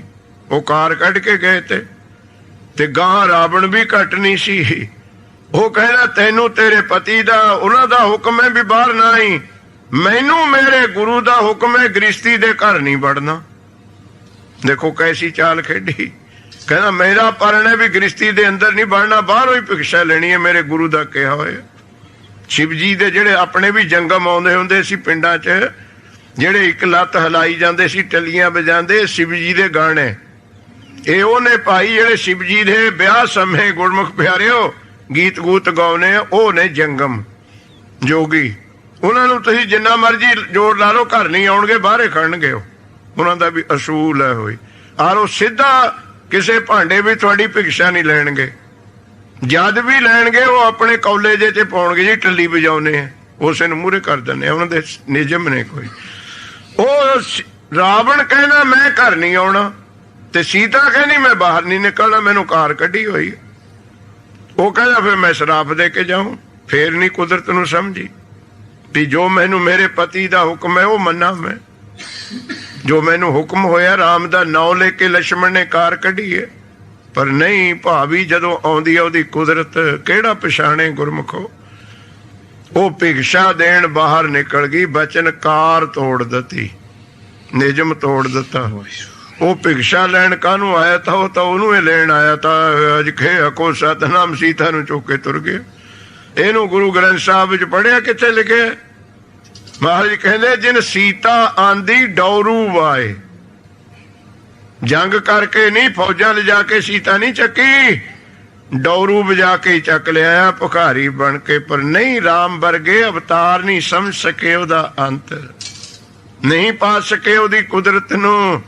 ਫਿਰ ਉਹ ਗੁਰਮੁਖ ਪਿਆਰਿਓ ਨਹੀਂ ਪਤਾ ਲੱਗਿਆ ਕਿ ਕੌਣ ਮੇਰੀ ਸੀਤਾ ਜੀ ਨੂੰ ਲੈ ਕੇ। ਰਾਮ ਜੀ ਨੂੰ ਬਿਲਕੁਲ ਪਤਾ ਨਹੀਂ ਸੀ, ਕਿਤੇ ਵਹਿਮ ਹੋਵੇ ਕਿਸੇ ਨੂੰ। ਉਹ ਤਾਂ ਜੰਗਲਾਂ ਵਿੱਚ ਪੁੱਛਦੇ ਫਿਰਦੇ ਸੀ, ਬਣ ਮੈਂ ਝੂਰੇ ਰਾਮ ਚੰਦ ਸੀਤਾ ਲక్ష్మణ ਜੋਗ। ਪੜੋ 12 ਤੇ ਵਧੇਕ। ਉਹ ਤਾਂ ਜੰਗਲ ਵਿੱਚ ਝੂਰਦਾ ਫਿਰਦਾ ਸੀ, ਰੋਂਦਾ, ਬੁੱਬਾ ਮਾਰੀਆਂ ਰਾਵਣ ਜੀ ਨੇ ਵਿਜੋਗ ਵਿੱਚ। ਇਹ ਤਾਂ ਤੁਹਾਡੇ ਹੀ ਸਤਿਗੁਰ ਨੇ। ਉਹ ਘਰ ਵਾਲੀ ਕੋਈ ਤੋਂ ਬੁੱਬਾ ਮਾਰਦਾ ਤੇ ਤੁਹਾਡੇ ਸਤਿਗੁਰਾਂ ਦੇ ਸਾਹਮਣੇ ਨੌਜਵਾਨ ਪੁੱਤ ਸ਼ਹੀਦ ਹੁੰਦੇ, ਉਹ ਜਕਾਰੇ ਛੱਡਦੇ ਨੇ। ਇਹ ਤਾਂ ਕਿਸ ਦਰ ਦੇ ਨਾਲ ਜੋੜਿਆ ਸਾਨੂੰ, ਅਸੀਂ ਕਦਰ ਨਹੀਂ ਕੀਤੀ ਇਸ ਦਰ ਦੀ। ਉਹ ਘਰ ਵਾਲੀ ਵਿਛ ਗਈ, ਬਨ ਮੈਂ ਝੂਰੇ ਰਾਮ ਚੰਦ, ਸਿੱਧਾ ਲਿਖੇ ਮਹਾਰਾਜ ਨੇ ਬਾਣੀ ਵਿੱਚ। ਰੋਂਦੇ ਫਿਰੇ ਰਾਮ ਜੀ, ਇੰਨੇ ਵਿਜੋਗੀ ਹੋ ਗਏ ਸੀ ਨਾ। ਹਨੂਮਾਨ ਨਾਟਕ ਪੜੋ ਪੰਡਤ ਹਿਰਦੇ ਪ੍ਰਕਾਸ਼ ਜੀ ਦਾ, ਕਿ ਜਿਸ ਦਰਖਤ ਹੇਠ ਰਾਮ ਖੜਦੇ ਸੀ, ਅੰਦਰੋਂ ਐਸੀ ਲੂ ਦੀ ਹਵਾ ਨਿਕਲਦੀ ਸੀ, ਪੱਤੇ ਝੁਲਸ ਜਾਂਦੇ ਸੀ ਉਸ ਦਰਖਤ ਦੇ। ਇਹ ਵਿਜੋਗ ਦਾ ਦੁੱਖ ਹੈ। ਜਿਸ ਘਾਹ ਤੇ ਪੈਰ ਧਰਦੇ ਸੀ, ਘਾਹ ਮੁਰਝਾ ਜਾਂਦਾ ਸੀ, ਇਹਨੇ ਵਿਜੋਗੀ ਬਣ ਗਏ ਸੀ ਰਾਮ ਜੀ। ਉਦੋਂ ਫੇਰ ਤੇ ਗੁਰਸਿੱਖ ਪਿਆਰਿਓ, ਬਣ ਮੈਂ ਝੂਰੇ ਰਾਮ ਚੰਦ ਸੀਤਾ ਲక్ష్మణ ਜੋਗ ਮਿਲਣ ਖਾਤਰ। ਕਿਤੇ ਮਿਲ ਜਾਣ ਲక్ష్మణ ਜੀ, ਮੇਰੀ ਸੀਤਾ ਮਿਲ ਜਾਵੇ। ਬਾਫੇ ਹਣਵੰਤਰ ਆਰਾਧਿਆ। ਹਣਵੰਤਰ ਨਾਮ ਹੈ ਹਨੂਮਾਨ ਜੀ ਦਾ। ਹਨੂ ਨਾਮ ਹੈ ਮੂੰਹ ਦਾ ਵਣਤਰ ਕਹੀਏ ਬਣ ਗਿਆ ਸੰਸਕ੍ਰਿਤ ਵਿੱਚ। ਇਹਦੇ ਗਦਾ ਮਾਰੀ ਸੀ, ਲੰਮੀ ਕਥਾ ਹੈ ਤਾਂ ਮਿਥਿਹਾਸਿਕ ਗੱਲਾਂ ਨੇ ਸਾਰੀਆਂ, ਕਿਹੜੀ ਕੋਈ ਸੱਚੀ ਹੈ। ਅਸਲ ਗੱਲ ਇਹ ਸੀ ਕਿ ਜਦੋਂ ਇੰਦਰ ਜੀ ਨੇ ਮੰਦ ਕਰਮ ਕੀਤਾ ਜਾ ਕੇ ਗੌਤਮ ਦੀ ਰਿਸ਼ੀ ਨਾਲ, ਉਦੋਂ ਉਹਦੀ ਅੰਜਨੀ ਧੀ ਨੂੰ ਪਤਾ ਸੀ ਇਸ ਗੱਲ ਦਾ। ਅੰਜਨੀ ਗੌਤਮ ਦੀ ਲੜਕੀ ਸੀ ਤੇ ਅੰਜਨੀ ਹਨੂਮਾਨ ਦੀ ਮਾਂ ਸੀ। ਨੋਟ ਰੱਖਿਓ, ਅੰਜਨੀ ਦੇ ਪੇਟ ਚੋਂ ਪੈਦਾ ਹੋਏ ਹਨੂਮਾਨ। ਉਦੋਂ ਉਹਨੇ ਲੁਕੋ ਰੱਖੀ, ਸੱਚ ਨਹੀਂ ਦੱਸਿਆ ਬਾਪ ਨੂੰ ਵੀ ਅੰਦਰ ਇੰਦਰ ਹੈ। ਉਦੋਂ ਫਿਰ ਗੌਤਮ ਨੇ ਆਪਣੀ ਧੀ ਨੂੰ ਸ਼ਰਾਪ ਦਿੱਤਾ ਸੀ, ਜਾਂ ਤੂੰ ਸੱਚ ਨਹੀਂ ਬੋਲੀ ਕਲੰਕ ਲੱਗੂਗਾ, ਤੇਰੇ ਕੁਆਰੀ ਦੇ ਬੱਚਾ ਪੈਦਾ ਹੋਊਗਾ। ਉਹ ਸੀ ਤਾਂ ਉਹਦੇ ਹਨੂਮਾਨ ਪੈਦਾ ਹੋਇਆ ਸੀ। ਇਹ ਤਾਂ ਐਵੇਂ ਮਿਥਿਹਾਸਿਕ ਗੱਲਾਂ ਪਾ ਕੇ ਡਰਾਮੇ ਡੂਮੇ ਕਰੀ ਜਾਂਦੇ ਲੋਕ। ਉਹ ਬਾਪ ਦਾ ਸ਼ਰਾਪ ਸੀ ਆਪਣੀ ਧੀ ਨੂੰ। ਤੇ ਗੁਰਸਿੱਖ ਪਿਆਰਿਓ, ਉਸੇ ਵਾਸਤੇ ਫਿਰ ਸਿਆਣੇ ਬੈਠੇ ਹੋ ਤੁਸੀਂ, ਕਦੇ ਕਦੇ ਗੱਲ ਲੱਭਦੀ ਹੁੰਦੀ ਹੈ। ਇੱਕ ਸਮੇਂ ਕਰਤਾਰ ਬਿਸੰਭਰ ਮੋਨੀ ਰੂਪ ਧਰੇ ਬਨਤ। ਇਹ ਕਦੀ ਤੋਂ ਕਹੇ, ਜਦੋਂ ਤੁਸੀਂ ਸੁਣਿਆ ਹੋਣਾ ਵਾਹਿਗੁਰੂ ਨੇ ਮੋਹਣੀ ਅਵਤਾਰ ਧਾਰਨ ਕੀਤਾ। ਮੋਹਣੀ ਅਵਤਾਰ ਵਾਹਿਗੁਰੂ ਦਾ। ਇੱਕ ਸਮੇਂ ਕਰਤਾਰ ਬਿਸੰਭਰ ਮੋਹਣੀ ਰੂਪ ਧਰੇ ਬਨਤਾ। ਮੇਰੇ ਦਾਨੇ ਕਾਨ में फूक दई जन्मे हनुमान बड़े बलवंत।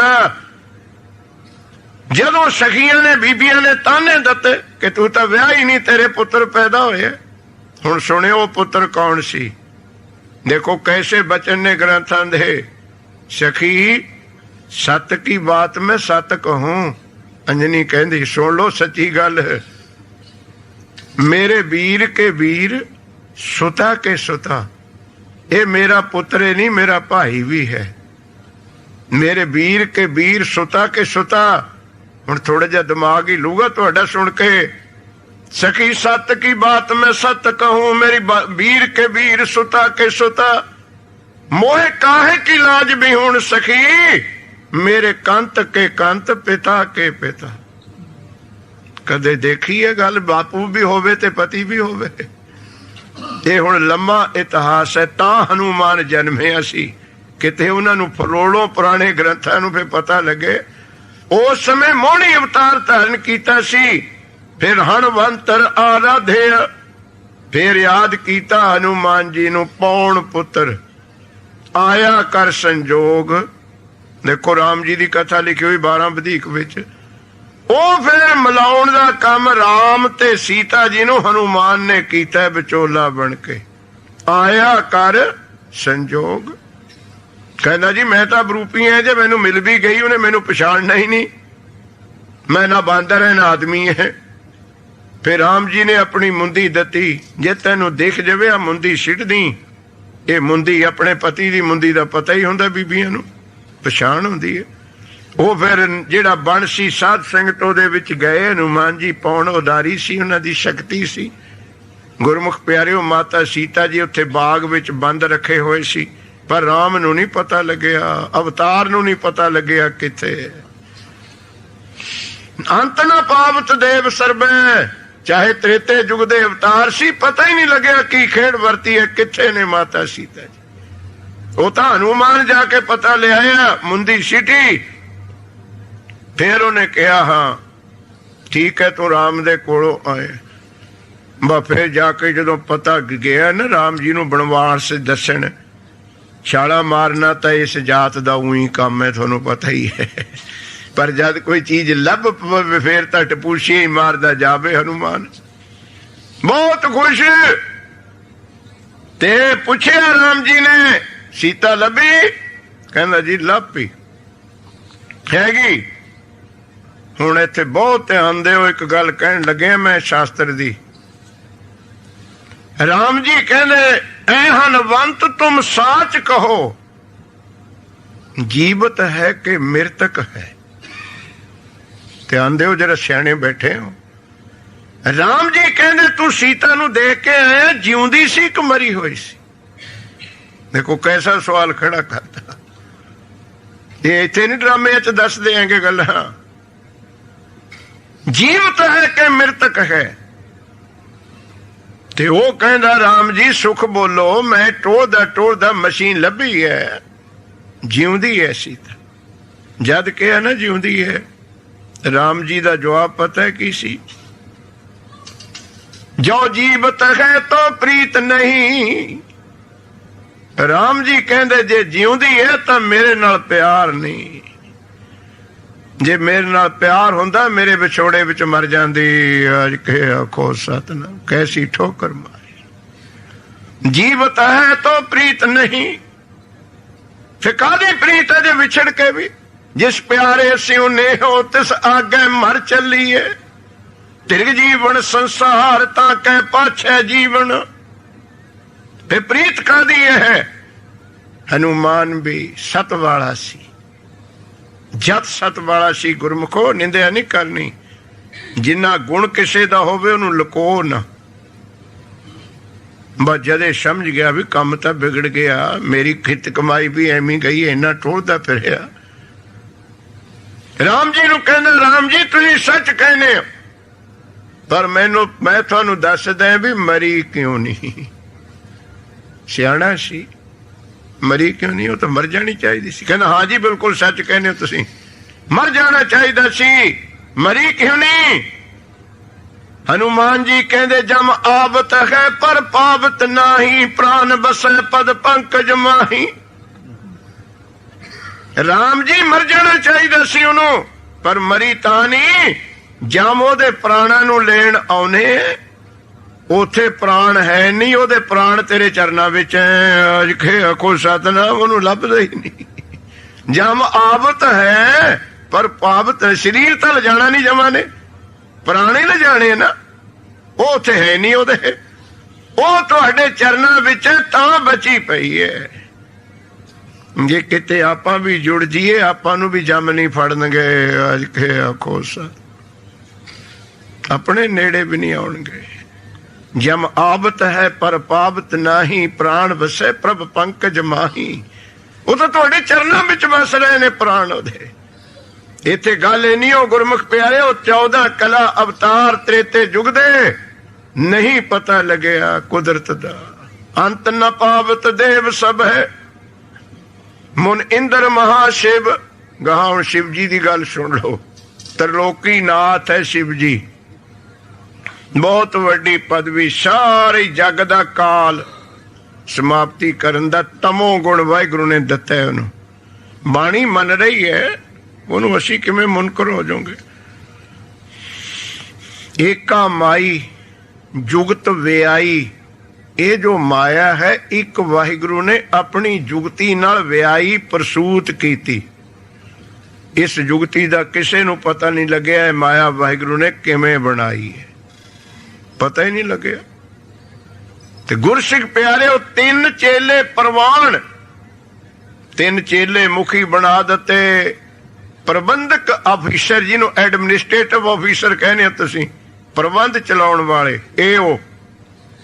ਇੱਕ ਸੰਸਾਰੀ ਬ੍ਰਹਮਾ ਤੂੰ ਪੈਦਾ ਕਰ, ਰਜੋ ਗੁਣ ਵਾਹਿਗੁਰੂ ਦਾ।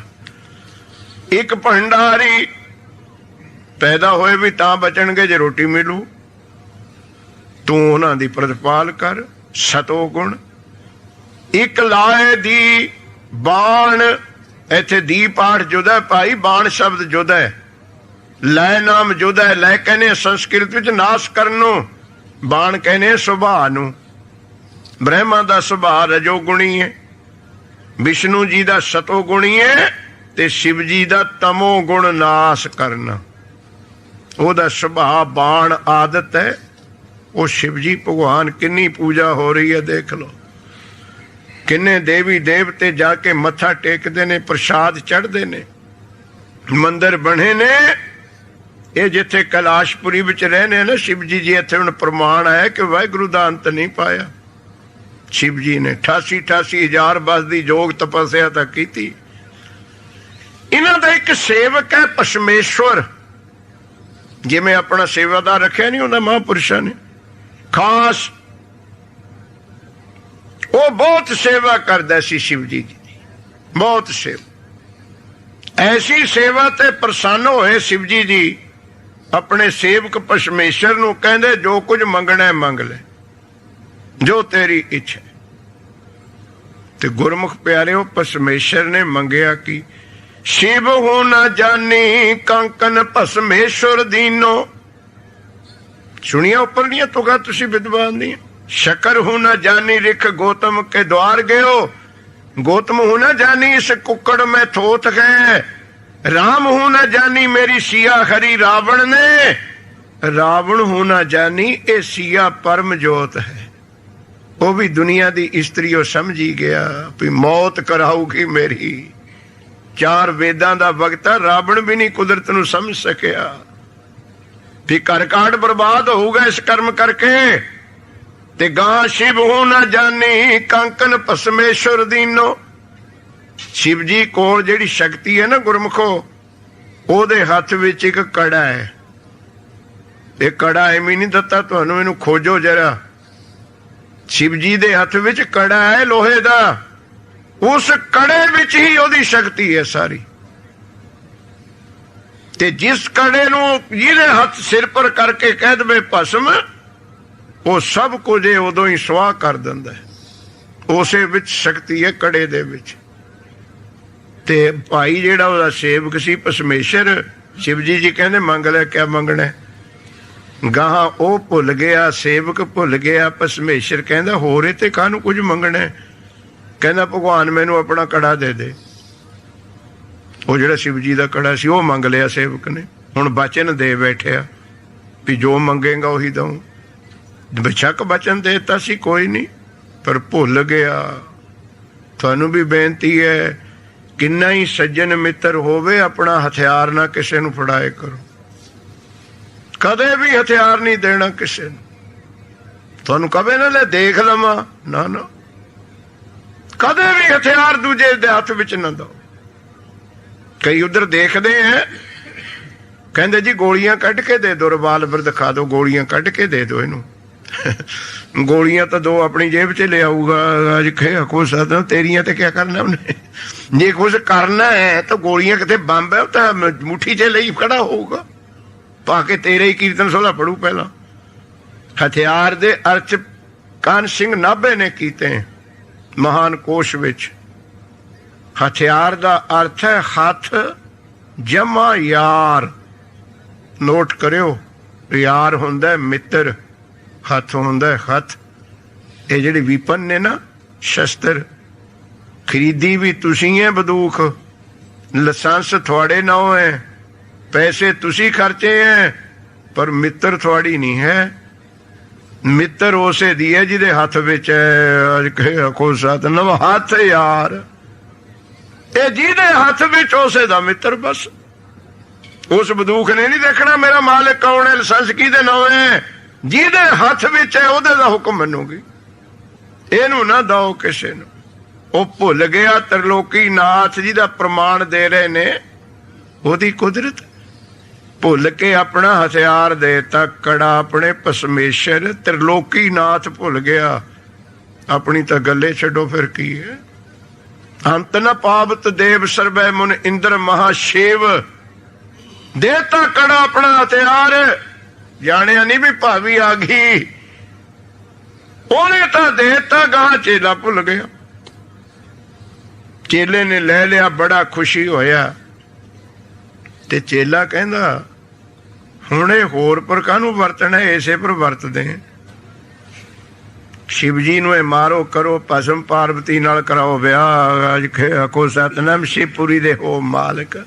किड्डे किड्डे इत्थे अंत नहीं पा सके। आपां तो उही डाक चक्की फिरदे हैं, आपां नूं तां पता ही की लगना। ते गुरसिख प्यारिओ ओदी नीत बदल गई भी आ शिवपुरी सांभो, होर काहनूं किसे नूं मारना। मैनू लोग शिव जी कहणगे। शक्ति तो हुण मेरे कोल है, लाइसेंस आ गया मेरे कोल। बस शिव जी भगवान समझ गए भी गलत मैं तो गलती हो गई। वो तैयारियां ही तुरियां करदा था भी अज रात नूं इहनूं सोध देना है शिव जी नूं। ते सेवा करन जदों मैं जाना ना तड़के नूं इशनान कराउण, चेला ही जांदा हुंदा भी पए दे ही सिर पर घसा देना है, भस्म उठने नहीं देना। वो समझ गए भी गल तां बिगड़ गई। गुरसिख प्यारिओ, संत महाराज जेडे बाबा करम सिंह जी होए ना होती मरदान वाले, ਤੁਸੀਂ ਨਾਂ ਤਾਂ ਸੁਣਿਆ ਉਹਨਾਂ ਨੂੰ, ਤਾਂ ਹੋਤੀ ਮਰਦਾਨ। ਇਹ ਦੋ ਸ਼ਹਿਰ ਹੈ, ਹੋਤੀ ਤੇ ਮਰਦਾਨ। ਇੱਕ ਸ਼ਹਿਰ ਹੈ, ਇੱਕ ਕੈਂਟ ਹੈ। ਇਹ ਦੋ ਜੁਦੇ ਜੁਦੇ ਨੇ, ਹੋਤੀ ਮਰਦਾਨ। ਵਿੱਚ ਲੰਡਾ ਦਰਿਆ ਵਗਦਾ ਉੱਥੇ, ਉੱਥੇ ਉਹਨਾਂ ਦਾ ਡੇਰਾ ਹੈ, ਹੋਤੀ ਮਰਦਾਨ ਵਾਲੇ। ਇਹ ਰਾੜੇ ਸਾਹਿਬ ਵਾਲਿਆਂ ਦੀ, ਹੋਤੀ ਮਰਦਾਨ ਵਾਲਿਆਂ ਦੀ ਸੰਪਰਦਾ ਨੋਟ ਰੱਖਿਓ। ਇਹ ਉਸੇ ਸੰਪਰਦਾ ਦੇ ਸੰਤ ਨੇ ਜਿੰਨੇ ਰਾੜੇ ਵਾਲੇ ਨੇ। ਤਾਂ ਹੀ ਰਾੜਾ ਸਾਹਿਬ ਤਾਂ ਆਪਾਂ ਕਹੀ ਜਾਂਦੇ, ਕਦੇ ਦਰਸ਼ਨ ਕਰਨ ਜਾਓ, ਉਸ ਗੁਰਦੁਆਰੇ ਦਾ ਨਾਮ ਹੈ ਗੁਰਦੁਆਰਾ ਕਰਮਸਰ। ਕਾਗਜ਼ਾਂ 'ਚ ਕਰਮਸਰ ਹੈ, ਰਾੜੇ ਦੀ ਤਾਂ ਜ਼ਮੀਨ ਕਰਕੇ ਰਾੜਾ ਰਾੜਾ ਕਹੀ ਜਾਂਦੇ ਆਪਾਂ। ਅਸਲ ਨਾਮ ਹੈ ਕਰਮਸਰ। ਬਾਬਾ ਕਰਮ ਸਿੰਘ ਜੀ ਹੋਏ ਹੋਤੀ ਮਰਦਾਨ ਵਾਲੇ ਵੱਡੇ, ਜਿਨ੍ਹਾਂ ਨੇ ਫੌਜ ਵਿੱਚ, ਜਿਨ੍ਹਾਂ ਦੀ ਜਗ੍ਹਾ ਆ ਕੇ ਰੱਬ ਨੇ ਪਹਿਰਾ ਦਿੱਤਾ ਨਿਤਨੇਮ ਕਰਦਿਆਂ ਦਾ। ਸੰਤਰੀ ਰੱਬ ਬਣ ਕੇ ਖੜ ਗਏ ਅਸੀਂ। ਉਹਨਾਂ ਤੋਂ ਦੂਜੇ ਨੰਬਰ ਤੇ ਹੋਏ ਬਾਬਾ ਆਇਆ ਸਿੰਘ ਜੀ, ਉਹਨਾਂ ਦੀ ਗੱਦੀ ਤੇ। ਉਹ ਗੱਦੀ ਗੁੱਦੀ ਦਾ ਕੋਈ ਝਗੜਾ ਹੋਣਾ, ਇੱਕ ਚੇਲੇ ਹੀ ਜ਼ਹਿਰ ਲੈ ਕੇ ਆ ਗਿਆ ਉਹਨਾਂ ਨੂੰ ਵੀ ਸਮਾਪਤ ਕਰੀਏ। ਬਾਬਾ ਆਇਆ ਸਿੰਘ ਜੀ। ਬਾਬਾ ਖੁਦਾ ਸਿੰਘ ਜੀ ਹੋਏ ਨੇ ਗੱਦੀ ਐਸੀ ਹੈ, ਉਹ ਆਪਾਂ ਜੁੜੇ ਨਹੀਂ, ਆਪਾਂ ਨੂੰ ਤਾਂ ਤੋੜਦੇ ਅੱਜ ਕੱਲ੍ਹ। ਕਹਿੰਦੇ ਸਾਧਾ ਸੰਤਾਂ ਦੇ ਕੋਲੇ ਨਾ ਜਾਓ। ਮੈਂ ਤਾਂ ਬਾਹਰ ਵੀ ਸਾਰੀਆਂ ਮੀਟਿੰਗਾਂ ਵਿੱਚ ਬੇਨਤੀ ਕੀਤੀ ਹੈ, ਗੁਰਦੁਆਰੇ ਬਣਾ ਲਓ, ਲੰਗਰ ਲਾ ਲਓ, ਖੰਡ ਪਾਠ ਕਰੀ ਜਾਓ, ਬੰਦੂਕਾਂ ਚੱਕੀ ਫਿਰੀ ਜਾਓ, ਪਰ ਸਿੱਖੀ ਦਾ ਪ੍ਰਚਾਰ ਸਾਧੂ ਸਮਾਜ ਬਿਨਾਂ ਨਹੀਂ ਹੋਣਾ। ਅੱਜ ਕਹੇ ਆਖੋ ਸਾਹਿਬ, ਇਹ ਮੰਨਣਾ ਪਊਗਾ ਤੁਹਾਨੂੰ। ਸਾਧੂ ਸਮਾਜ ਬਿਨਾਂ ਧਰਮ ਦਾ ਪ੍ਰਚਾਰ ਨਹੀਂ ਹੋ ਸਕਦਾ। ਹੋਰ ਜੋ ਮਰਜ਼ੀ ਕਰੀ ਜਾਓ ਤੁਸੀਂ ਗੁਰਮੁਖ ਪਿਆਰੇ। ਇੱਕ ਗਿਣੀ ਮਿੱਠੀ ਸਾਜ਼ਿਸ਼ ਹੈ ਕਿ ਸਿੱਖ ਔਰ ਸੰਤ ਵਿੱਚ ਪਾੜਾ ਪਾ ਦਿਓ, ਇਹਨਾਂ ਦਾ ਪ੍ਰਚਾਰ ਬੰਦ ਹੋਵੇ। ਇਹਨਾਂ ਸਾਜ਼ਿਸ਼ਾਂ ਨੂੰ ਅਸੀਂ ਸਮਝ ਨਹੀਂ ਸਕੇ। ਬਹੁਤ ਡੂੰਘੀਆਂ ਸਾਜ਼ਿਸ਼ਾਂ ਸਾਡੇ ਨਾਲ ਖੇਡ ਰਹੇ ਨੇ ਕਿ ਸੰਤ ਸਮਾਜ ਜੁਦਾ ਕਰ ਦਿਓ, ਸਿੱਖ ਨੂੰ ਜੁਦਾ ਕਰ ਦਿਓ। ਤੇ ਗੁਰਸਿੱਖ ਪਿਆਰਿਓ, ਉਹ ਆ ਗਿਆ ਲੈ ਕੇ ਦੁੱਧ ਦੇ ਵਿੱਚ ਜ਼ਹਿਰ ਪਾ ਕੇ, ਮਹਾਂਪੁਰਸ਼ਾਂ ਨੇ ਪੀ ਲਈ, ਕੋਈ ਵੀ ਅਸਰ ਨਹੀਂ ਹੋਇਆ।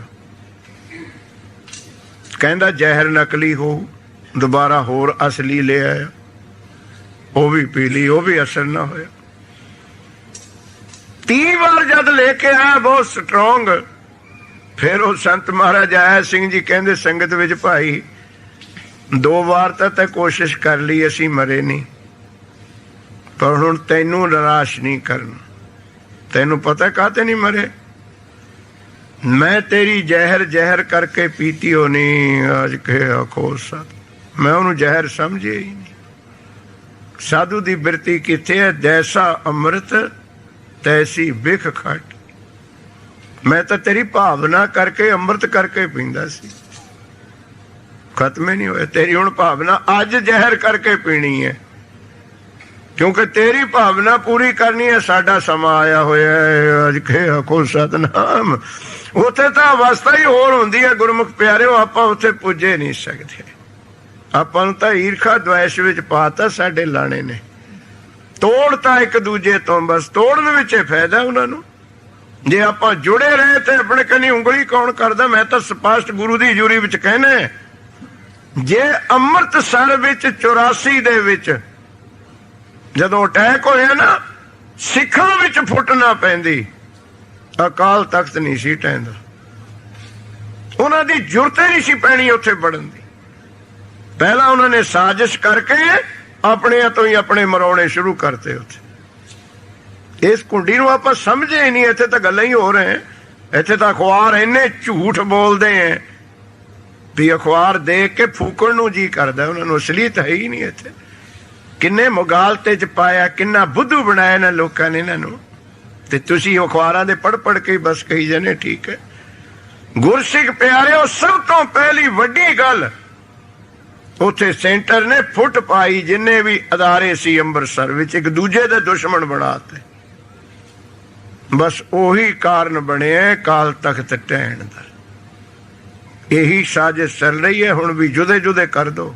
ਤੇ ਇੱਥੇ ਦੇਖੋ ਕਿੰਨੇ ਲਾਣੇ ਕਮੈਂਟਰੀ ਚ, ਕੱਲੇ ਕੱਲੇ ਗੁਰਦੁਆਰੇ ਦਾ ਕੱਲੀ ਕੱਲੀ ਮਰਜ਼ਾਦਾ ਹੈ। ਆਖੋ ਸਤਿਨਾਮ। ਕਿਸ ਡਰ ਲੱਗੂਗਾ ਸਿੱਖ?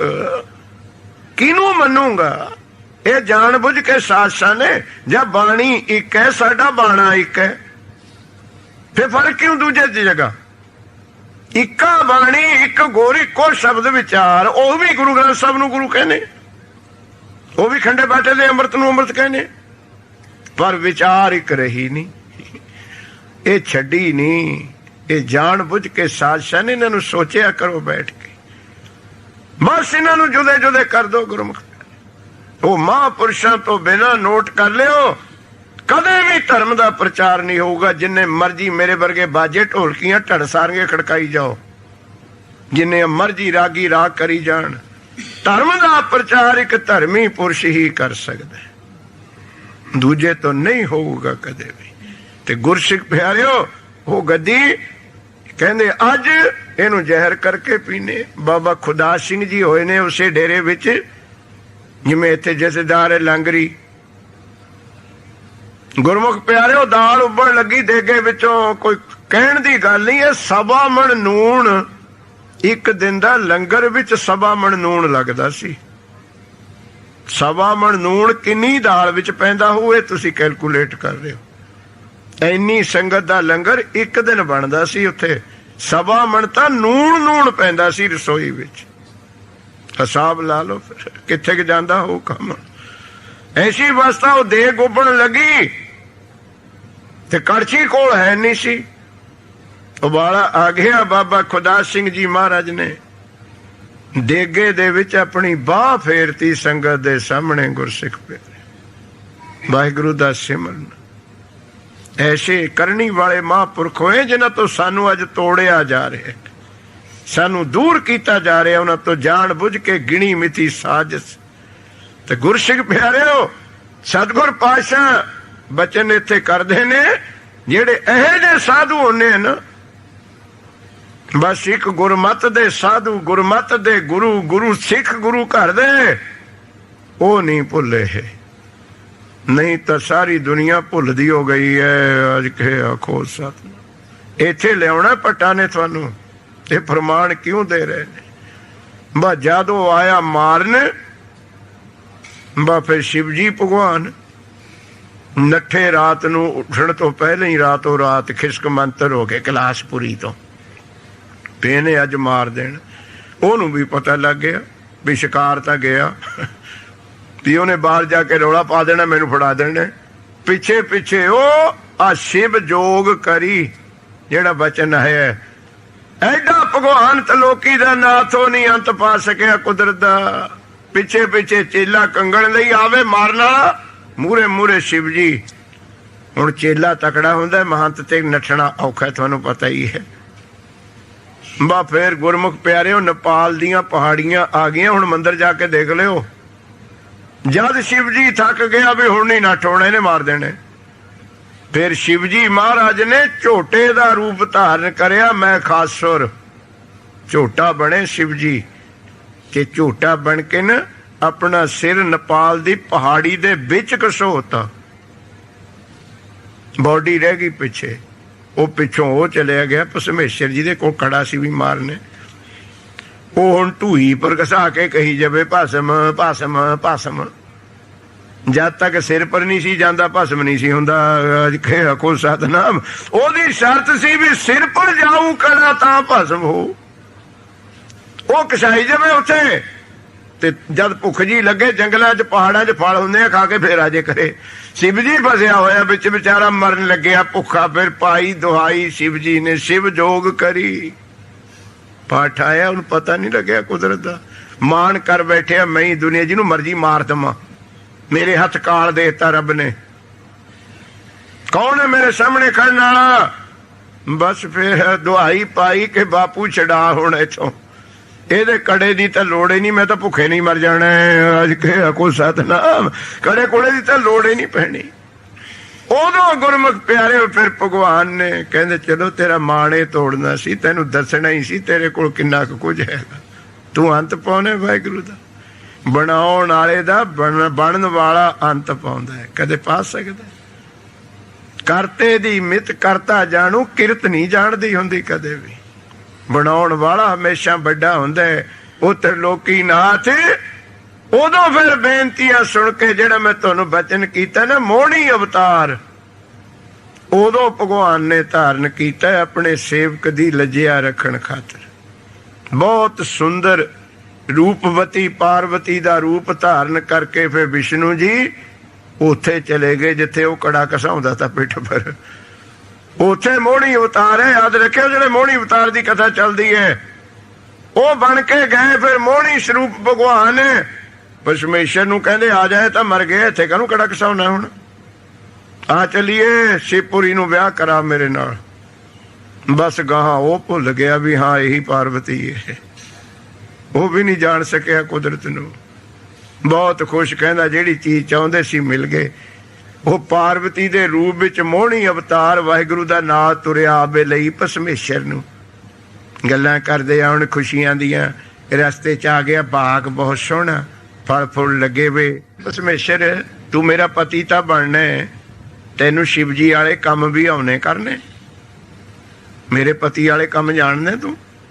ਕਹਿੰਦਾ ਬੜੀ ਕਿਹੜੀ ਗੱਲ ਹੈ, ਜਿਹੜੀ ਉਹਦੀ ਸ਼ਕਤੀ ਹੈ ਉਹ ਤਾਂ ਮੇਰੇ ਕੋਲ ਹੈ। ਕਹਿੰਦਾ ਕੜਾ ਮੈਂ ਕਾਲ ਕਰਨ ਲੱਗ ਜਾਣਾ ਲੋਕਾਂ ਦਾ, ਜਟਾਂ ਮੈਂ ਰੱਖ ਲੈਣੀ ਹੈ। ਕਹਿੰਦਾ ਤੂੰ ਵੀ ਫੜ ਲੂ, ਸੱਪ ਪਾ ਲੂ। ਹੁਣ ਕਹਿੰਦਾ ਮੈਨੂੰ ਸੱਪ ਮਾਰਨਗੇ, ਕਾਲ ਮੇਰੇ ਕੋਲ ਹੈ। ਸਭ ਗੱਲਾਂ ਕਹੀ ਗਿਆ ਮਨ 'ਚ। ਉਹ ਮੋਹਣੀ ਅਵਤਾਰ ਕਹਿਣ ਲੱਗੇ ਇੱਕ ਕੰਮ ਹੋਰ ਵੀ ਕਰਦੇ ਹੁੰਦੇ ਤੇ ਸ਼ਿਵ ਜੀ ਮਹਾਰਾਜ, ਉਹ ਭੋਲੇਨਾਥ ਡਾਊਰੂ ਵਜਾ ਕੇ ਨੱਚਦੇ ਹੁੰਦੇ ਤੇ ਤੈਨੂੰ ਨੱਚਣਾ ਆਉਂਦਾ? ਮੋਹਣੀ ਅਵਤਾਰ ਨਹੀਂ ਜਾਣਿਆ ਕੁਦਰਤ ਨੂੰ। ਉਹ ਚੌੜਾ ਹੋ ਕੇ ਕਹਿੰਦਾ ਨੱਚਣਾ ਵੀ ਕੋਈ PhD ਹੈ ਤੇ ਜਿਹੜਾ ਮਰਜੀ ਨੱਚ ਲਵੇ,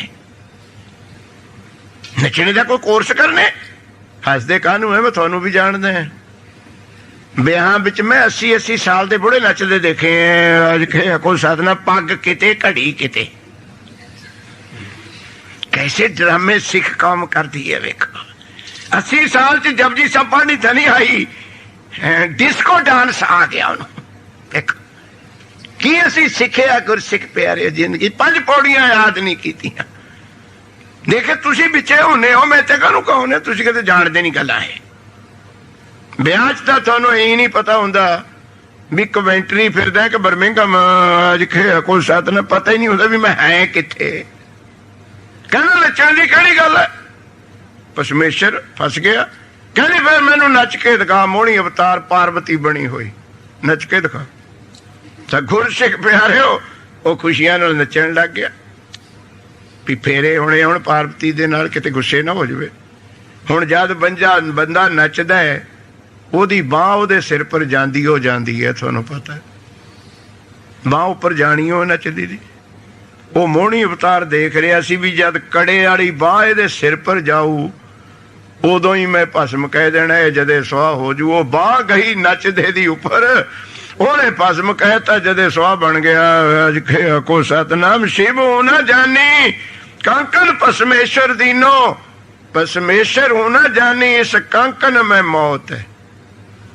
ਤੁਹਾਨੂੰ ਤਾਂ ਮੈਂ ਇਹ ਗੱਲਾਂ ਸੁਣਾ ਦੇਣੀ ਹੈ ਪੌਣੇ ਘੰਟੇ 'ਚ, ਮੈਨੂੰ ਖਬਰੇ ਪੌਣਾ ਸਾਲ ਹੀ ਲੱਗਿਆ ਹੋਵੇ ਗ੍ਰੰਥ ਪੜ੍ਹਦੇ। ਤੁਹਾਨੂੰ ਤਾਂ 30-35 ਮਿੰਟ 'ਚ 4 ਤੁਕਾਂ ਸੁਣਾ ਦੇਣੀ ਹੈ ਨਾ। ਕਈ ਵਾਰ ਸਾਲ ਲੱਗ ਜਾਂਦੇ ਇਹਨਾਂ ਗੱਲਾਂ ਨੂੰ ਇੱਕ ਗੱਲ ਲੱਭਣ ਵਾਸਤੇ। ਤੁਹਾਡੀ ਕਿਰਪਾ ਨਾਲ 5-5 ਹਜ਼ਾਰ ਸਫ਼ੇ ਦੇ ਗ੍ਰੰਥ ਪੜ੍ਹਦੀ ਰਹੇ, ਉਹ ਸਾਰੇ ਨਹੀਂ ਸੁਣਾਉਣ ਜੋਗੇ ਹੁੰਦੇ। 5000 ਸਫ਼ੇ ਦੇ ਗ੍ਰੰਥ ਵਿੱਚੋਂ ਸਟੇਜ ਤੇ ਬੋਲਣ ਖਾਤਰ 5 ਗੱਲਾਂ ਮਿਲਦੀਆਂ ਸਾਰੀਆਂ, ਬਾਕੀ ਮਗਜ ਖਪਾਈ ਐਵੇਂ ਜਾਂਦੀ ਹੁੰਦੀ ਹੈ। ਸ਼ਿਵ ਹੋਣਾ ਜਾਨੀ ਇਹ ਸ਼ਬਦ ਆਇਆ, ਉਹਦਾ ਅੰਤ ਨਹੀਂ ਕਿਸੇ ਨੇ ਪਾਇਆ।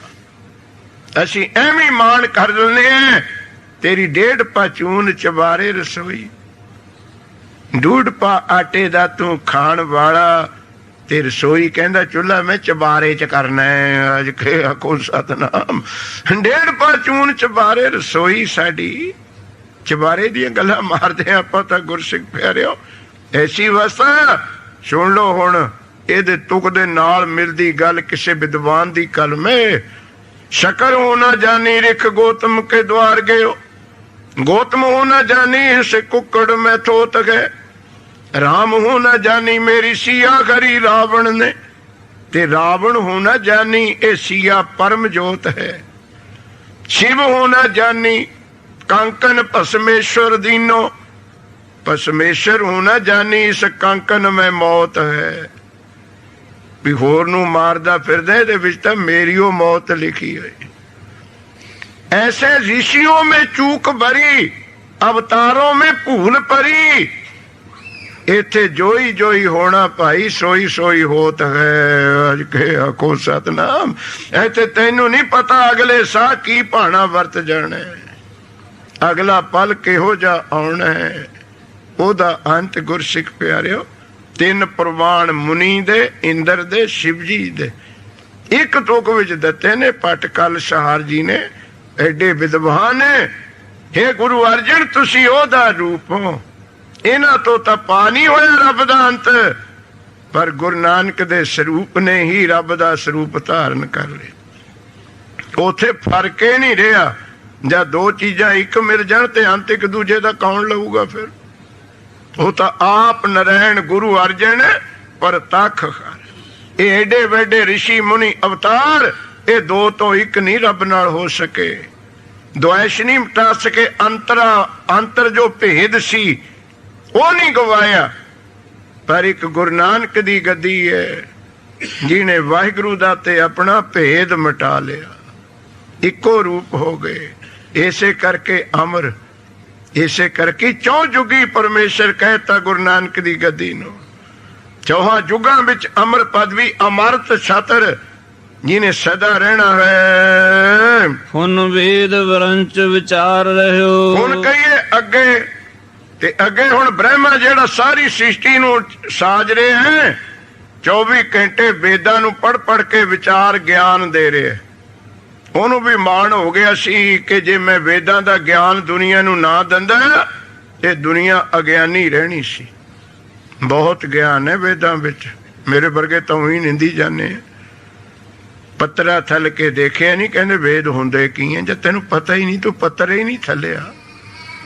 ਤੁਹਾਨੂੰ ਬੇਨਤੀ ਹੈ, ਜਿਹੜੀ ਕਿਤਾਬ ਤੁਸੀਂ ਪੜ੍ਹੀਓ ਨਹੀਂ, ਉਹਦੇ ਬਾਬਤ ਫੈਸਲਾ ਦੇਣ ਦਾ ਤੁਹਾਨੂੰ ਕੀ ਹੱਕ ਹੈ?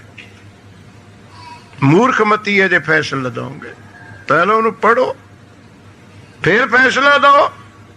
ਜੇ ਪੜ੍ਹ ਲਓ, ਤੂੰ ਫੈਸਲਾ ਦੇਣ ਜੋਗਾ ਰਹਿਣਾ ਹੀ ਨਹੀਂ। ਅੱਜ ਕੇ ਆਖੋ ਸਤਿਨਾਮ। ਇਹ ਤਾਂ ਫੈਸਲਾ ਹੀ ਤਾਂ ਦੇ ਰਹੇ ਹੈ।